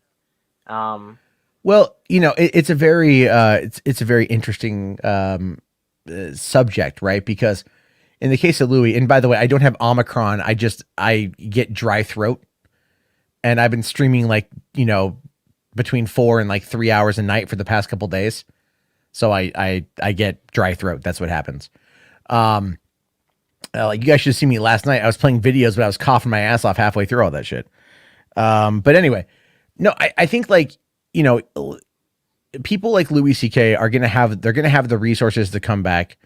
And if he's able to if he's able to atone and admit what he did, which he did, people are going to either have to forgive him or not. And you're not going to be able to force it on anybody. But it's like there are, and that's one of the hardest things is like nobody wants people to not like them. Nobody wants people to not like them. Sure. So when you're in a situation like that, you're kind of like, ooh, like who do I cater to? Who do I try to placate a little bit? And the reality of it is, it's like, the people who were your fans beforehand are going to still be your fans now. The people that didn't like you beforehand are still not going to like you now. And at some point, you just have to realize that they have a voice, they have an opinion, and that's going to be where it's at. But just do you, and that's the only downside though is like when it comes to the conversations surrounding some of these things, where it's hard to have that conversation about how long someone should be punished for, because there's no set time. And it really just depends on the person. The problem with Louis C.K. was the accusations levied against him were like, masturbating in front of female comedians without their consent. But if you were to ask him, he would say, I believe he said that, he asked if it was okay before he started doing it. But that doesn't make it right. Like, no point does that make it right. It's just like, but then my question then becomes like, is he a sexaholic, which is a classifiable mental health problem?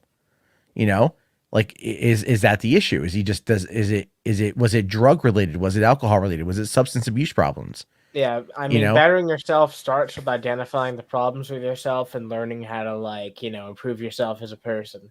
If you're not willing to do that, like, that's what I'm waiting for before I'm really willing to give this guy a chance. Yeah, I mean, like, I don't intend on buying the album. No, me neither. But I mean, like, look, I'm not going to sit there and fault the guy for trying to get his life back on track. I mean, look, I'm trying to do the same thing myself. You can like me, not like me, that's fine. But I have to earn back a lot of the trust that I lost. And that's the same thing that Louis has to do. And so I'm not going to fault him for that. I just hope he's not making a mockery of what happened. I mean, I'll joke about certain elements of it, but that doesn't mean that I'm not remorseful as shit. Well, clearly one more case here is much more severe than the other. So. Oh yeah. I wasn't masturbating in front of people. Yeah. That's totally different. But it is what it's at. But whacking off. Yeah, whacking off my tool shit again. Hold on here. We got some super chats. Simon section for $5, buddy. Thank you. Says, regarding the Snyder fandom, why aren't there any YouTube fan made Snyder inspired short films like Star Wars and Star Trek? If there is, do they suck? Well, there are people that do cosplay, that are Snyder inspired in regards to cosplay. So I mean, in regards to some kind of artistic response, I would argue that that's a thing. And then you've got the other side of that, where I don't think they've done any like short films, but but there's a lot of artwork, and I think a lot of these people, they like stories, but they may not be storytellers. You know, that's the thing. So I don't want to like shame the fandom for like not being artistic. They're passionate, but you know, some of the cosplay stuff is pretty cool, even though I'm not a fan of cosplay. So, and yeah, I'm really not a fan of cosplay. I mean, like I appreciate the work that goes into it, but like it doesn't mean anything to me. You know, like I go to conventions, it's like, oh, that's fine. I'm gonna move on with my day. Yeah, it's not for everyone. Yeah. Jess here for $5, buddy. Thank you. Says the problem with the left that they want the accused to be punished and all their lives and die. It's not just a problem with that type of people. No, it's really not. It's a multitude of other. It's both sides are like that to an extent because people like to hold things over people's heads, especially on social media. It's like I criticized that Mercury guy. He came back with the polar bear puppet video and tried to like cancel me within the fandom. And I don't even care. I was like, all right, whatever, dude. Like I've already apologized for this, you know, but then he tried going further and like looking up a Wikitubia article that is so blatantly false that it's like, and so one-sided that it was really disgusting because he was trying to label me essentially a pedo. Oh, and it's because that article effectively does by taking the, you know, the Mr. Medicare allegations from the fall of 2018 that are in no way accurate, and all that shit. So again, it perpetuates fake news, and he has no problem doing it in order to try to get me to stop criticizing him. Well, I'm sorry, that's not going to fucking happen.